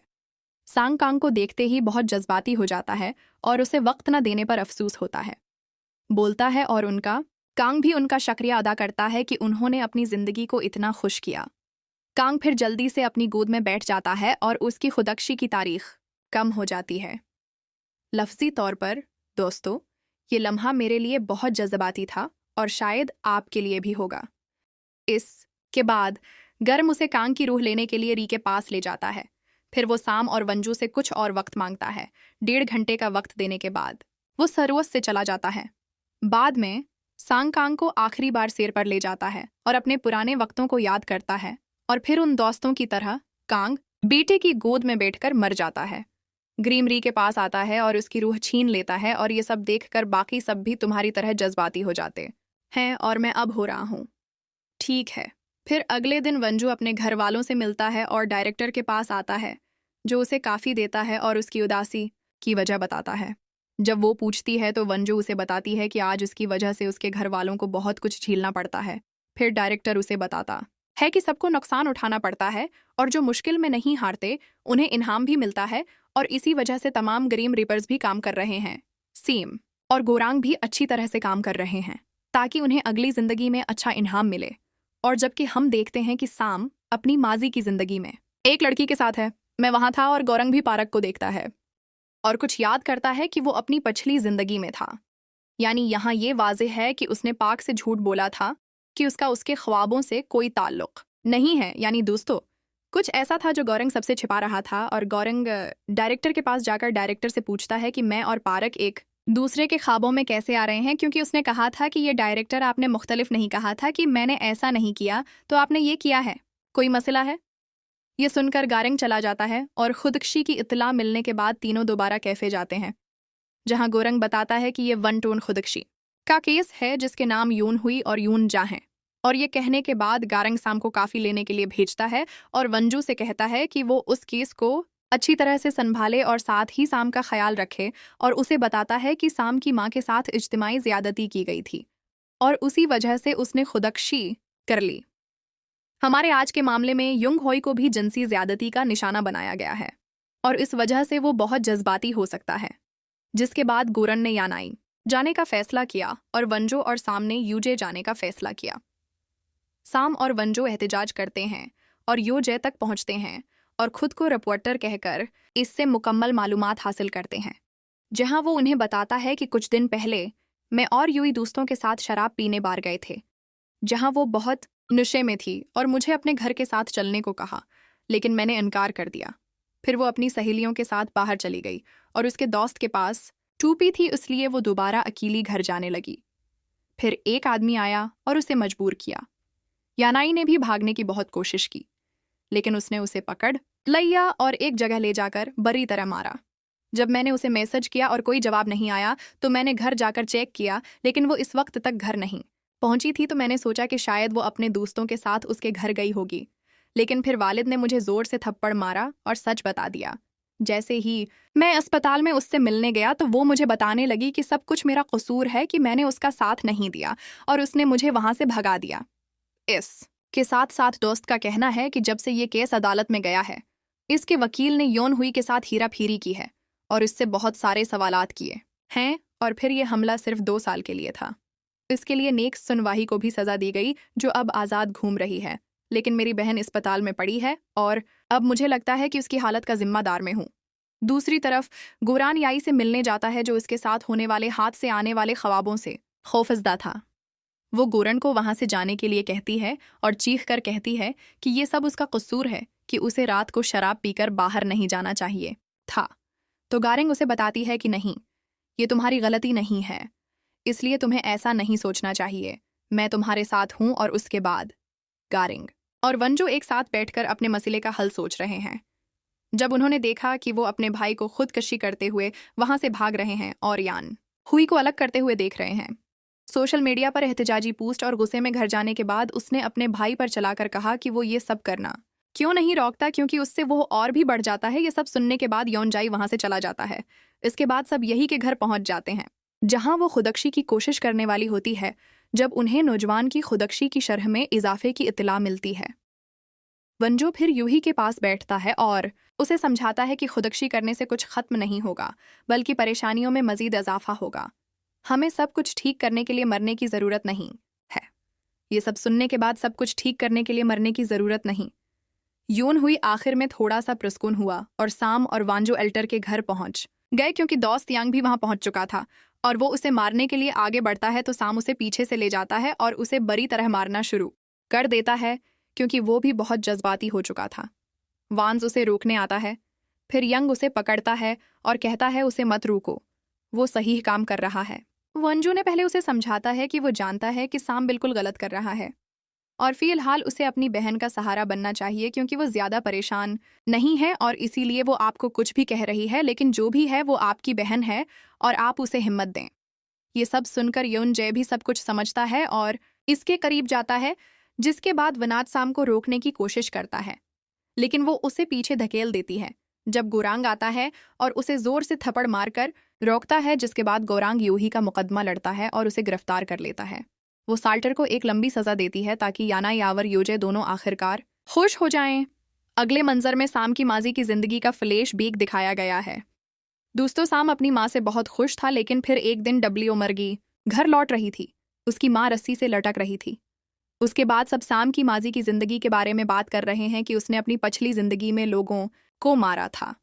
ये सब सुनकर वंजो गौरम जब आकर बताने लगता है तो गौरम कहता है कि हाँ, ये सच है, जबकि साम एक औरत से मिलने जाता था, जहां से गायस को पता चलता है कि ये साम के माजी में उसकी माँ थी। जिसके बाद साम आता है और गौरंग से टीम छोड़ने की बात करता है, क्योंकि हर कोई उसे बुरा भला कह रहा था। गौरंग उसे बताता है कि उसे लोगों की परवाह नहीं है। लम वहां से चला जाता है। वंजो भी उसे रोकती है, लेकिन वो नहीं रखता जब वंजो आती है और गोरन का सामना करती है।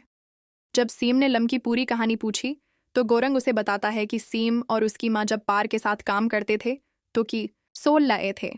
ये बहुत पुराने वक्त की बात है, जब साम अपनी माँ से खुश था और वो पढ़ना चाहता था, लेकिन की माँ उसे खुद पढ़ाती थी, क्योंकि वो बहुत गरीब लोग थे और इस वक्त गरीबों के लिए कोई स्कूल नहीं था। जिसके बाद एक दिन कुछ लोग साम की वालदा की दुकान पर खाना खाने गए थे कि अचानक एक लेडी सीम करीब ही खड़ी हो गई। वो की माँ को बताती है कि वो नए गवर्नर के लोग हैं, जिसके बाद वही लोग रात को लम की माँ को लेने आते हैं और कहते हैं कि उसे गवर्नर ने बुलाया है। फिर गाय को पता चलता है कि लम की माँ गवर्नर की नौकर थी, यानी वो इसकी नौकर थी, लेकिन वो इसके साथ सोना चाहता था। जहां वो इनकार करती है तो वो गुस्से में आ जाता है और इस पर जबरदस्ती करने लगता है। मंजर बदलता है और फिर हाल में वो गवर्नर से मिलने जाता है, जहां वो इससे साम की तालीम की जिम्मेदारी लेने का वादा करते हैं। लेकिन साम की वालदा ने अगले दिन ये सोचकर इनकार कर दिया कि वो अपने बेटे को खुद तालीम दिलवाएंगी, उसे किसी की जरूरत नहीं है। फिर गवर्नर साम की तौहीन करने लगता है जो इसकी तरफ से नहीं सुनी गई, और वो उसे ताना देकर वापस चली जाती है। ये सब सुनकर गवर्नर अपने आदमियों को सबक सिखाने के लिए भेजता है, जहां उसके आदमी जाकर उन्हें मार डालते हैं। वो खुद को एक साथ मजबूर करते हैं और साम के दोस्त उसकी माँ का मजाक उड़ाने लगते हैं कि वो नौकरानी है। ये सब सुनकर साम गुस्से में घर आता है, जहां वो इन मर्दों को घर से बाहर फेंक देता है और फिर बाहर खड़ा होकर अपनी माँ से पूछता है कि लोग आपके बारे में इतना बुरा क्यों बोलते हैं। माँ के पास कोई जवाब नहीं है, इसलिए वो कुछ नहीं कहती। इसलिए वो उसे बहुत गालियां देकर चला जाता है और अपनी माँ को ये भी बताता है, साम से कहा गया कि तुम्हें मर जाना चाहिए क्योंकि तुम गलत काम करते हो। जिसके बाद जैसे ही वो वापस आया तो उसे अपनी माँ को मुर्दा पाया। आहिस्ता आहिस्ता वक्त गुजरता है। जैसे जैसे साम बड़ा होता है वो अपनी माँ और अन्य तमाम नौकरानियों से नफरत करने लगता है। और उसके बाद एक दिन वो अपने घर वापस आता है, जहां एक बूढ़ी औरत उसे सच बताने लगती है कि उसकी माँ ने खुदकशी क्यों की थी। ये सब सुनकर साम को बहुत अफसोस होता है कि उसने अब तक अपनी माँ को कितना गलत समझा था। वो गुस्से में आकर गवर्नर और उसके आदमियों को मार डालता है और फिर नीशे की हालत में मर जाता है। जिसके बाद गोरंग अपनी रूह को ज़ूमा डांग में ले आता है, जहां सीम अपनी माँ को हमेशा के लिए याद रखने के लिए ग्रीम रेपर बन जाता है और फिर वो एक और टीम के साथ काम करना शुरू कर देता है। फिर वक्त गुजरता है और रसक मैनेजमेंट टीम को खुदकशी से बचाव की टीम बना दिया जाता है, जहां गौरंग उनका मैनेजर होता है। और ये देखकर सीम भी उस टीम में शामिल हो जाता है और गौरंग से कहता है कि मैं उसे माजी की जिंदगी में खुदकशी करने से नहीं रोक सका, लेकिन अगर ऐसा हो जाए तो मैं उसे रोक दूंगा। तो दोस्तों, अब कहानी एक बार फिर हाल की तरफ आती है, जहां साम अपनी माँ को देखकर बहुत खुश होता है और फिर वो अपने ऑफिस आता है, जहां वाजू अपनी अलविदाई पार्टी के बारे में बात कर रही होती है। फिर गड्डन ने उसे किसी काम से अकेले पार्टी करने का कहा। वंज साम के साथ जाता है। सीम ड्रनक को बचाता है, जहां वो अपनी माँ को दोबारा देखता है और कहने लगता है कि उसकी माँ ने सिर्फ इसकी वजह से खुदकशी की है, सब कुछ मेरा कसूर था। और ये कहकर वो रोता हुआ चला जाता है। जिसके बाद सीएम सिलंग टीम में काम करने लगता है, जहां उसे लोगों के ख्वाबों में जाकर इनसे दस्तखत करवाना होते हैं। ये भी दोस्तों, ये तो एक तरह का माहदा था जिसमें उन्हें दस्तखत करना होते हैं कि मरने के बाद वो एक हुजूम में आएंगे, यानी उन्हें मरने के बाद एक ऐसी जिंदगी मिलेगी जहां वो जिंदगी और मौत के दरमियान रहेंगे। सैम भी अपनी नौकरी से बहुत खुश है और वही वंजो गोरन के लिए लॉन्च लेकर आ रहा है। जब उसे साम की माँ की तरफ से अलर्ट की खबर मिलती है, वो भागकर गोरन को बताता है और सीम को बताने की बात करता है। तो गौरान ने उसे ये कहकर इनकार कर दिया कि उससे उसे तकलीफ हो सकती है, क्योंकि अगरचा वो गुज़िश्ता जिंदगी में उसकी माँ थी, लेकिन वो उस जिंदगी में नहीं है। दूसरी तरफ सीम वहाँ है, यो की माँ, जिसका नाम यो है, अकेले बैठे हुए अपने बच्चे की आवाज़ सुनकर उसे दूध पिलाने के लिए आते हुए दिखाया गया है। तभी गौरंग ने देखा कि यो की खुदकशी की शरह कम हो गई है, लेकिन दूसरी तरफ यो फिर रोना शुरू कर देती है क्योंकि उसका बच्चा पैदाइश के वक्त मर गया था और वो सिर्फ ख्वाब देख रही थी। अगले दिन वंजो पेज़ा लेकर साम के पास आती है और अपनी माँ के बारे में बताने का सोच रही है, लेकिन उसे खुश देखकर वो कुछ कहने से कासिर है। अगले सीन में वंजो और गौरान इसी दुकान पर काम करने जाते हैं, जहां यो काम करती थी ताकि वो इसके बारे में सब कुछ जान सके। फिर उन्हें दुकान के मालिक से मालूम होता है कि उसका बच्चा मर गया है और उसलिए वो अंदर से टूट गया है। वंजो ये सारी बातें गिरान को बताती है, जहां अचानक एक गाहक आता है और यू के बच्चे से मुताल्लिक बहुत से सवालात करने लगता है। फिर सब उसे वहां से ले जाते हैं।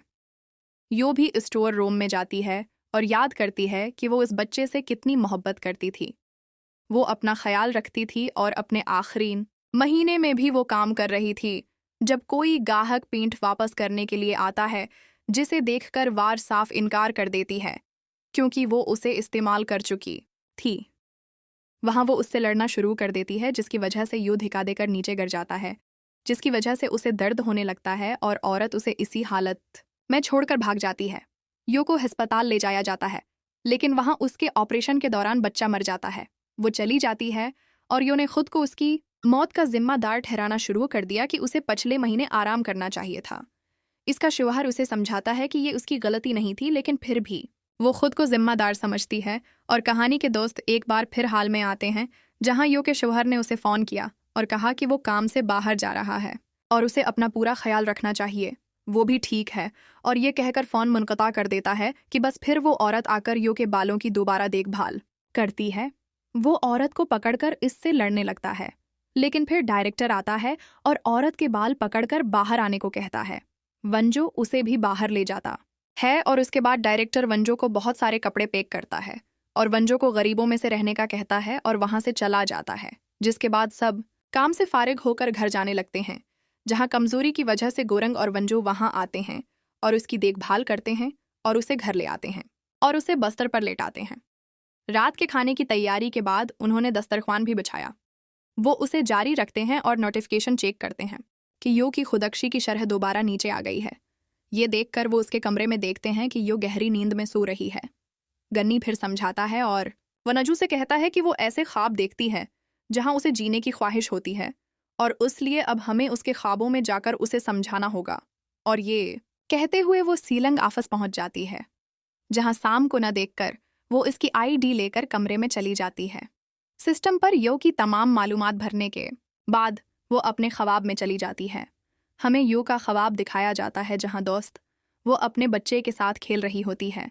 फिर गोरांग उसे समझाता है कि ये उसका ख्वाब है और उसे सच नहीं मानना चाहिए और इसलिए आपको परेशानी का सामना करना पड़ सकता है। अगर वो उसे बहुत ज़्यादा समझाती है तो यो ने उसकी बात नहीं सुनी और उसे वहां से जाने को कहा।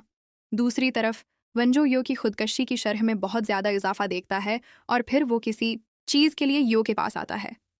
वो वहां रखी दवाइयों को देखता है ताकि वो समझे कि वो उन्हें खाकर सो गई है और फिर वो फ़ौरन एम्बुलेंस को कॉल करता है, जहां से उसे अस्पताल ले जाया जाता है। जिसके बाद वंजो ने शाम को फ़ोन किया और उसे सारी सूरत हाल बताई। सीम भी जल्दी से ख्वाबों के कमरे में आता है और तमाम मालूमात भरता है और अपने ख्वाब में पहुंच जाता है जहां गौरंग आपको समझा रहा होता है। साम गौरंग को ये भी बताता है कि वो इस काम को अच्छी तरह संभालेगा। उनका कहना है कि हमारे पास ज़्यादा वक्त नहीं है, इसलिए हमें उन्हें अच्छी तरह समझाना पड़ता है, लेकिन अगर वो ये बात ना समझें और जल्दी ना करें तो उन्हें ये बच्चा कभी नहीं मिलेगा। ये सुनकर यो ने डरते डरते पूछा, क्या ये वाकई कोई ख्वाब है? साम फिर हमें जवाब देता है। यो फिर अपने बच्चे को लेकर रोने लगती है। फिर साम उसके करीब आता है और उसे समझाता है कि आपको ये बच्चा ज़रूर बाद की ज़िंदगी में मिलेगा और ये आपको हमेशा याद रखेगा, क्योंकि जब बच्चा रहम में होता है लिहाजा वो हमारी सारी बातें सुनती है। और फिर उसे याद आता है कि वो और उसका शौहर बच्चे से पहले क्या बातें क्या करते थे, जहां वो सारी बातें समझकर बच्चे को अलविदा कहती है। वहीं दूसरी तरफ डॉक्टर ने ब्यू के जिस्म से जहर निकाल दिया और वो भी होश में आ गई। सीम और गारिंग अस्पताल आते हैं और वंजू की तारीफ करना शुरू कर देते हैं कि उसने उसे सही वक्त पर अस्पताल भेजा था। कुछ दिनों के बाद यू अपने शौहर के साथ है। वो साहिल समंदर पर जाती है और अपने बच्चे के जूते पानी में फेंक देती है जब उसका शौहर कुछ लेने जाता है, और इसी दौरान साम इसके पास आता है और उसे ये कहकर अपनी पिछली जिंदगी की याद दिलाता है कि मैं तुम्हारा बेटा साम हूँ और मुझे माफ़ कर दो क्योंकि मेरी वजह से तुम्हें खुदकशी करनी पड़ी। ये सब सुनकर माँ रोने लगती है और उसे देखकर खुश भी होती है। साम का कहना है कि मैं आपकी हिफाजत नहीं कर सका और इसीलिए अब मैं ग्रीम रीपर बन गया हूँ। ये सब सुनने के बाद उसकी माँ उसे ग्रीम रीपर की नौकरी छोड़ने को कहती है क्योंकि उसने बहुत तकलीफें बर्दाश्त की हैं, लेकिन साम ने साफ साफ इनकार कर दिया और फिर दोनों गले मिलते हैं। जिसके बाद दोस्त सीम दोबारा अपनी यादें मिटाकर वहां से चला जाता है। गारन डायरेक्टर के पास जाती है, जहां वो गारन को बता रही होती है कि कभी कभी कुछ पछतावे जिंदगी में नहीं रहते। जब पाक वहां आता है लेकिन वो उसे फ़ोन करने की वजह पूछता है तो डायरेक्टर कहता है कि मैंने तुम्हें यहाँ तुम्हारी बेखाबी दौर करने के लिए बुलाया है। वो कहता है मुझे समझ नहीं आ रही, क्या मेरा गोरीन से कोई ताल्लुक है? फिर डायरेक्टर ने उसे खुद मालूम करने के लिए कहा और पाक की ये बात सुनकर इसकी माजी की बात दोबारा सुनाई। ये जानने के लिए वो लाइब्रेरी जाता है और अपनी पिछली जिंदगी की फाइलें मांगता है, जहां एक आदमी उसे कहता है कि ये लाख है और सिर्फ डायरेक्टर ही उसे देख सकता है। फिर पाक पूछता है कि यहाँ मेरे साथ और किसकी फाइल बंद है, तो वो बताता है कि गरान की फाइल भी लाख है।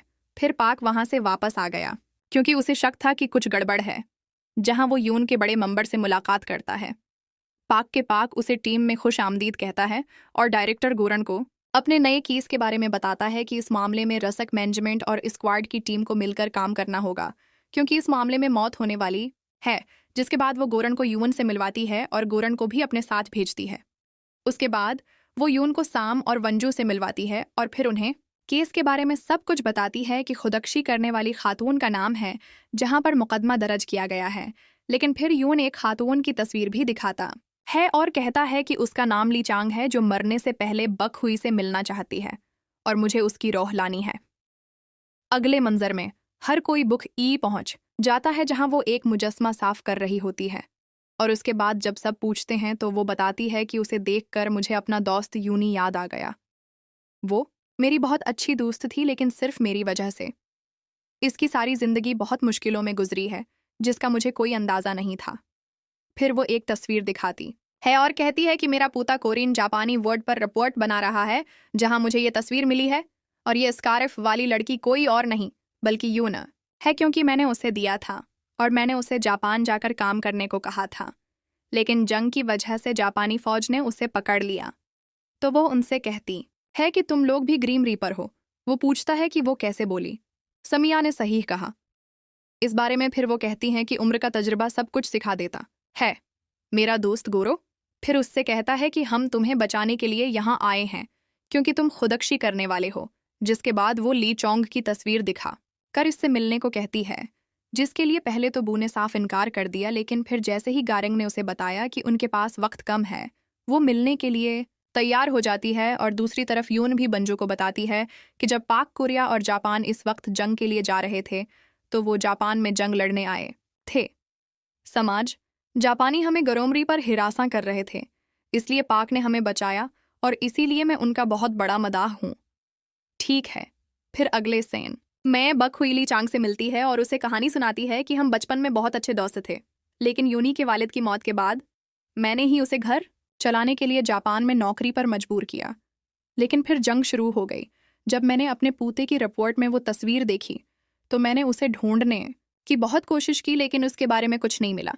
जिसके बाद ली चांग अपनी कहानी सुनाते हैं कि यूनी हमेशा आपके बारे में बात करती थी और वो बहुत बहादुर लड़की थी। हमें जापानी फौज ने पकड़कर अलग कमरे में रखा और उसके बाद वो हमें बहुत मारते और हमारी इस्मत दरी भी करते। लेकिन फिर जब एक लड़की बीमार हो गई, जब वो बहुत ख़राब हुई, तो यूनी ने उसका ख्याल रखना शुरू कर दिया, क्योंकि हम सब लड़कियां फौज से बहुत डरती थीं, लेकिन वो बहुत बहादुर थीं। यूनी ने कभी हिम्मत नहीं हारी और उसका बहुत ख्याल रखा, जिसके लिए उसे बहुत मारा पेटा गया।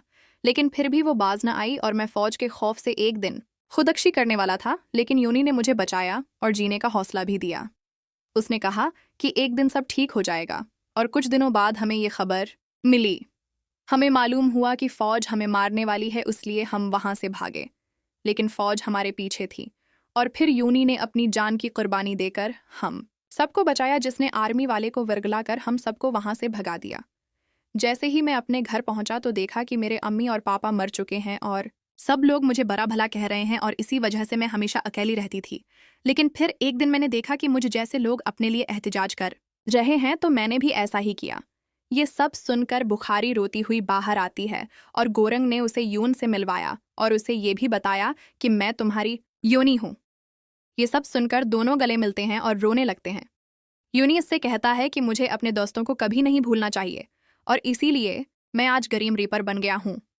इसके बाद वांजो और योनली चोंग के पास जाते हैं और वो वांजो को देखते हैं। वो कहती है कि मैं उसकी तरह तुम्हारा चेहरा नहीं देखती। जब वो फौजियों से भाग रही थी तो पिछली जिंदगी वांजो ने उसके फिरार होने में उसकी बहुत मदद की थी।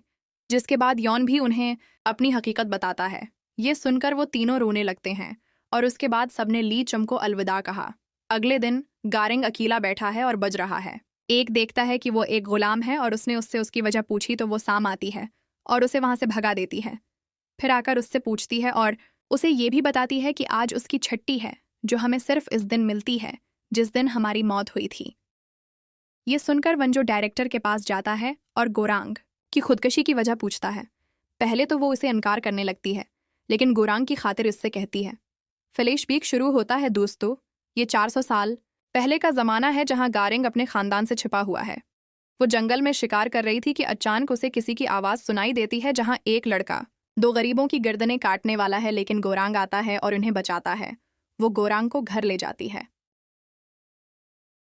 और उसे खाना खिलाती है और कहती है शुक्रिया। तब गोरंग उससे कहता है कि शुक्रिया, मुझे ये कहना चाहिए कि अगर तुम लोगों ने मुझे उस दिन ना बचाया होता जब मुझे सांप ने डिस लिया था, तो आज मैं जिंदा ना होता। अगले दिन इसी लड़की को सांप ने काट लिया और गौरंग उसे उन्हीं लोगों के पास ले आया जो उसका इलाज करते हैं। ये देखकर लड़का भी होश में आता है और उनका शुक्रिया अदा करता है और शिकार करने लगता है और ढेरों परिंदे उनको देने लगता है। अगले दिन जब वो शेर लाने की बात करता है तो उन्होंने उसे ये कहकर इनकार कर दिया कि वो हमारी हिफाजत करेगा, क्योंकि हमारे दुश्मन किसी भी वक्त हमला कर सकते हैं और हमारे पास उतने लोग नहीं हैं। जिसके बाद लड़का अपना नाम बताता है, जो दोस्त है कोई और है नहीं बल्कि पारक ही होता है। गौरम अपना नाम भी बताता है और उसके बाद गौरम के वालिद उसे उससे शादी करने पर मजबूर करते हैं। कहते हैं कि उसके साथ बचपन में उसका अफेयर था, जिसके बाद लड़के को मालूम होने के बाद गौरम ने उससे शादी करने से साफ इनकार कर दिया। लेकिन जब वो लड़के को देखता है तो वो पारक ही निकलता है। फिर वो कुछ नहीं कहता। फिर कुछ दिनों बाद वो शादी कर लेता है। वक्त के साथ वो दोनों बड़े होकर बाजार में घूम रहे हैं जब अचानक कुछ सिपाही आते हैं और पारक को गिरफ्तार कर लेते हैं। ये सुनकर पारक दुश्मन की दरांदाजी की खबर देता है और गौरन को घर जाने के लिए कहकर इन सिपाहियों के साथ निकल जाता है। अगले दिन गौरन की सांसें उसे कहने लगती हैं कि तुम्हारी वजह से ही मेरा बेटा आज फौज में भर्ती हुआ है। मेरे दोस्त भी नहीं सुनते। अगर वो आज मेरी बात मान लेता तो आज हमारे साथ होता।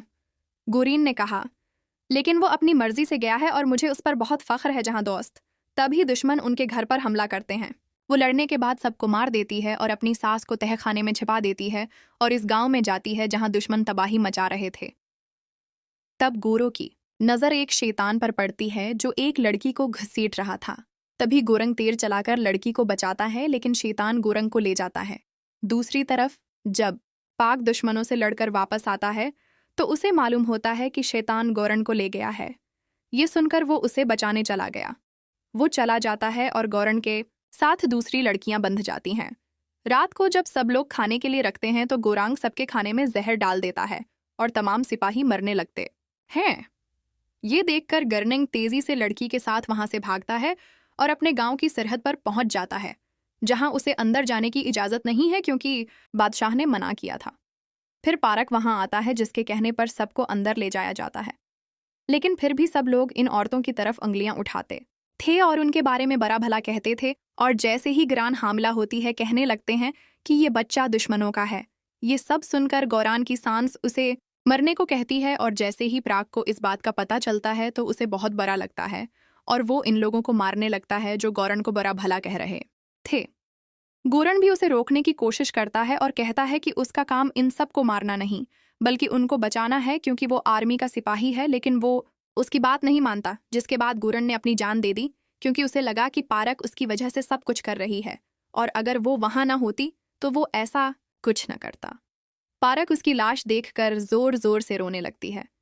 सब कुछ बयान करने के बाद वंजू डायरेक्टर से पूछता है कि क्या पारक को ये सब मालूम है, तो डायरेक्टर ने इनकार कर दिया और कहा कि उसकी यादें मिट जाएंगी और इसलिए उसने घिनौनापन बनाने का फैसला किया है। जिसके बाद सबको दफ्तर में दिखाया गया है जहां दोस्तों को जुनामी लड़की की खुदकशी की इतला मिलती है और इस जिंदगी में वो एक अदाकार और गलोकार भी है और गुज़िश्ता जिंदगी में वो गौरंग की नौकरानी हुआ करती थी। गारंग और सामचुए के बॉडी गार्ड की नौकरी लेते हैं और इसी वक्त वंज इसका नया मैनेजर बन जाता है, जहां इन्हें मालूम होता है कि लोग अक्सर उसके खिलाफ नफरत अंगेज तबसरे करते हैं क्योंकि वो जो है सब चीज़ों को धंधला देती है। जिसके बाद चुई अपनी मशक के लिए तैयार हो रही होती है जब एक डांस ग्रुप इससे मिलने आता है, जहां वो एक लड़की को मुश्किल में देखता है और उसे हिम्मत देना शुरू कर देता है। ये देखकर इस डांस ग्रुप के लीडर ली को बहुत रश्क आता है और वो चुई को बाहर भेजकर उसकी तौहीन करने लगता है और फिर गौरंग वहां पहुंच जाता है कि वो वहां से चली जाती है। जिसके बाद चुई प्रैक्टिस करते हुए अचानक बेहोश हो जाती है। वांज उसे उठाकर अस्पताल ले जाता है। दूसरी जाने पारक ग्रीम रिपर मीटिंग में ग्रीम रिपर ऑफ हेल यानी मिस्टर हान से ये बात सामने आती है कि गोरी ने खुद खुदकशी की थी और वो लोगों को खुदकशी से बचा रही है। ये सुनकर वो सीधा डायरेक्टर के पास चला गया। वो करीब आता है और कहता है कि मुझे अपनी जिंदगी की किताब पढ़नी है, इसलिए तुम उसे खोल दो। डायरेक्टर का कहना है कि मैं ऐसा नहीं कर सकता क्योंकि तुमने ही उसे मुझे लाक करने के लिए कहा था और अपनी पिछली जिंदगी से तंग आकर तुमने ये सब किया था, और साथ ही तुमने मुझे अपनी याददाश्त को भी डिलीट करने को कहा था। ये सब सुनकर पाक जोश में आता है और खामोशी से वहां से चला जाता है। दूसरी तरफ ली और जो के साबिक बॉयफ्रेंड दोनों ने उसे बदनाम करने का मंसूबा बनाया है। वो सोशल मीडिया पर ये वायरल करने ही वाले थे कि जोई उसके साथ बहुत बदतमीजी करती थी कि लोग फिर से उसे नफरत अंगेज तबसरे देने लगते हैं। लेकिन फिर चाय की खुदकुशी की शरह बढ़ जाती है और जब वो घर से बाहर निकलती है तो मीडिया उसे घेर लेता है और सीधा सवाल पूछने लगता है कि क्या उसने वाकई ली के साथ बदतमीजी की है। तो वांस वहां आकर उसे बचाती है, लेकिन जैसे ही गाड़ी सामने से रखती है और जबी की गाड़ी की लाइट से भागकर खुदकुशी कर लेती है। लेकिन फिर गोरन आता है और अपनी ताकत से वक्त को रोकता है और उसे बचाने की कोशिश करता है। लेकिन फिर पाक गोरंग को उसे बचाने से रोकता है, लेकिन गोरंग फिर भी कोशिश करता है, जहां पाक उसे रेपर माहदे के बारे में याद दिलाता है और उसे वक्त वापस करने के लिए भी इस्तेमाल करता है, जिसकी वजह से जोई का बहुत बड़ा हादसा होता है और वहां से एम्बुलेंस उसे ले जाती है। गोरंग को इस बात पर बहुत गुस्सा आता है और फिर एक एक करके वो इन तमाम लोगों को मारना शुरू कर देती है जो को बड़ा भला कह रहे थे। वनज ने उसे रोकने के लिए सेम से बात की, लेकिन साम का कहना है कि इस वक्त वो बहुत गुस्से में है और उसे रोकना मेरे बस में नहीं है। आफ्टर लाइफ ऑफिस के चंद रेपर्स यानी जोमा हंगामा उसे रोक सकते हैं और वहां मिस्टर हान डायरेक्टर से मिलने आते हैं और रसक मैनेजमेंट टीम के बारे में बड़ा भला कहकर उसे परेशान करते हैं, क्योंकि दोस्त गोरी जाम डांग का मतलब जिंदगी के बाद का उसूल है जो टूट गया था, और साथ ही वो डायरेक्टर को हटाकर खुद डायरेक्टर बनना चाहता था। जिसके बाद सीम और वंजो गोरन की मदद के लिए डायरेक्टर के पास आते हैं, लेकिन वो कहते हैं कि वो मेरी मदद नहीं कर सकती, जिसकी वजह से मुझ पर इतनी अंगलियां उठ रही हैं। जिसके बाद दोस्त वंजू को गोरन की मदद करने का एक खतरनाक ख्याल आता है और वो वंजू साम से कहता है कि पारक इसमें हमारी मदद कर सकता है। फिर सीम पूछता है लेकिन वो ऐसा क्यों करेगा, तो वंजू उसे पारक और घर के बारे में यानी उनकी मोहब्बत की कहानी के बारे में बताता है, जिसे सुनकर सीम काफी हैरान हो जाता है और समझू अपने आपस में बात करने पर राजी हो जाता है और समझू अपने आपस में दाखिल हो जाता है और उसे ख्वाब में भेजता है और उसे अपना पास दिखाता है, जिसे देखकर पारक होश में आता है और बहुत रोने लगता है। ये बहुत जज्बाती हो जाता है। दूसरी तरफ वंजो और साम गिरान पहुंच जाते हैं, जहां वो तरस को मारकर बाहर निकल रही होती है, यानी वो उन्हें बहुत अच्छा सबक सिखा रही थी। ठीक है, फिर वंज बताता है कि उसने उसे समझाया था कि उसका काम लोगों की इज्जत करना नहीं बल्कि उन्हें बचाना है। गोरांग अपनी बातों से प्रस्कून हो गया। आखिर में मिस्टर हान गोरांग को लेने के लिए वहां आते हैं, फिर बार कोने पर आकर उसे रोकता है कि गोरांग मेरी टीम में था और मैं उसे लेकर जाऊंगा। जिसके बाद पारक फिर उन तीनों को चुई को बचाने के लिए भेजता है और खुद मिस्टर हान को संभालता है, जहां मिस्टर हान पाक को बहुत बुरी तरह से मारता है और दूसरी तरफ चुई होश में आती है और दोबारा खुदकुशी की कोशिश करती है और इसी वक्त गावर को रोकता है और उसे रोकता है। ये सुनकर चुई को भी समझ आ जाती है। जिसके बाद गोरन वंजू को अपना ख्याल रखने को कहता है, तो साम कहता है कि तुम्हें उसके साथ रहना चाहिए था और गडन कहता है नहीं। जब चुई बेहोश हुई तो मैंने वांचू और उसकी डूर एक दूसरे से बंधी हुई देखी। दोस्तों, इसका क्या मतलब है हमें बाद में पता चलेगा। ठीक है, इसी वक्त मिस्टर हान पार को गेप पर ले जाता है और उसे बहुत मारता है और उससे पूछता है कि उसने गिन की मदद क्यों की, तो डायरेक्टर वहां आता है और कहता है कि ये मुमकिन नहीं, पारक गारन से नफरत करती है, वो उसे पकड़ने गया, लेकिन आपकी लड़ाई मेरे दरमियान आने की वजह से हुई होगी। और फिर वो पाक से पूछती है कि क्या आपने गुरीन को ऐसा करने पर एक्साया था, जहां दोस्त पाक भी उसकी चाल को अच्छी तरह समझता है और कहता है कि हाँ, मैंने ही उसे रेपर का माहदा करके ये सब करने को कहा था। फिर डायरेक्टर उसे ये सजा देकर चला जाता है कि वो 1 माह तक जेल में रहेगा और 6 माह तक कोई काम नहीं करेगा। ये सुनकर पारक मुस्कुराने लगती है और दूसरी तरफ चुई अस्पताल से घर आती है, एक जो सब के लिए खाना बनाता है और खाना खाते हुए सब लुत्फ अंदोज होने लगते हैं और चुई को काम के लिए भी तरगीब देते हैं, जिसकी वजह से उसकी खुदकुशी की शरह में नमाया कमी वाक़ा हो जाती है। जिसके बाद दोस्त गारिंग पारक से मिलने आते हैं और दोनों एक दूसरे को देखकर बहुत जज्बाती हो जाते हैं। गार्नर इनका शुक्रिया कहकर वहां से चला जाता है और डायरेक्टर से मिलने के बाद वो भी उन्हें मुबारकबाद देता है। वो कहती है शुक्रिया और उसे कहती है कि ये सब वंजू की वजह से हुआ है, क्योंकि अगर वो तुम्हें बचाने के लिए ये सब कुछ ना करता तो आज तुम जहन्नम में होते और मैं भी रिटायर हो चुकी होती। मैं, भाई उसके काम से बहुत खुश हूँ और उसीलिए अब उसे 6 माह पहले भेज रहा हूँ। गोरान जाकर मामला साम और वंजू को बताता है। वंजू ये सुनकर बहुत जज्बाती हो जाता है, जिसके बाद वो आखिरकार उन्हें अलविदा कह देता है। मंजर में तब्दीली आती है। दोस्तों, वंजू को हकीकी जिंदगी में होश आता है और उसके बाद वो अपनी माँ और बहन को मजबूती से गले लगा लेता है। और उसके बाद वंजू को अच्छी नौकरी भी मिल जाती है। और फिर एक दिन उसने देखा कि उसका एक साथी उसकी जिंदगी से तंग आ गया है और वो खुदकशी करना चाहता है। वो उसे रोकता है और जीने की हिम्मत देता है। जहां दोस्त उसके पीछे एक खतरे का एहसास होता है और वो हकीकी जिंदगी गुजारने की जिम्मेदार टीम भी है। मैं भी वही कर रहा हूँ जो वो ग्रीम रीपर बनते वक्त कर रहा था। लेकिन भाई यहाँ वंश उसे पहचान नहीं पाता और पूछता है कि ये कौन है, तो वो लोगों को ये कहकर चला जाता है कि वो ग्रीम रीपर है। और उसके साथ ही दोस्तों, इस ड्रामे का एक खुशकुन अख्तिताम हो जाता है। और सच पूछें तो मुझे इस कस्म के ड्रामे पसंद नहीं हैं जिनमें कोई या दूसरा किरदार अदा करने के बाद कोई ऐसी सूरत हाल पैदा कर रहा हो या फिर कोई किरदार अदा कर रहा हो कि ये दिलचस्प कहानियां हैं। तो दोस्तों, क्या आपको भी मेरी तरह ऐसी कहानियां पसंद हैं जो बाद की जिंदगी पर मबनी हूं या उसमें ग्रिम रीपर मौजूद हूं? ये मुझे कमेंट बॉक्स में बताएं। मैं अपनी अगली वीडियो में आपसे मिलूंगा। तब तक ख्याल रखना, खुश रहें और जो परेशान हैं उनके मसाइल हल करने की कोशिश करें। आप मुझे कमेंट करके भी बता सकते हैं कि आप अगली कौन सी सीरीज देखना चाहते हैं। मैं उसे समझाने की पूरी कोशिश करूंगा। जाने से पहले अगर आपको वीडियो थोड़ी भी अच्छी लगे तो लाइक करें और चैनल को सब्सक्राइब भी करें अगर आपने अभी तक ऐसा नहीं किया है।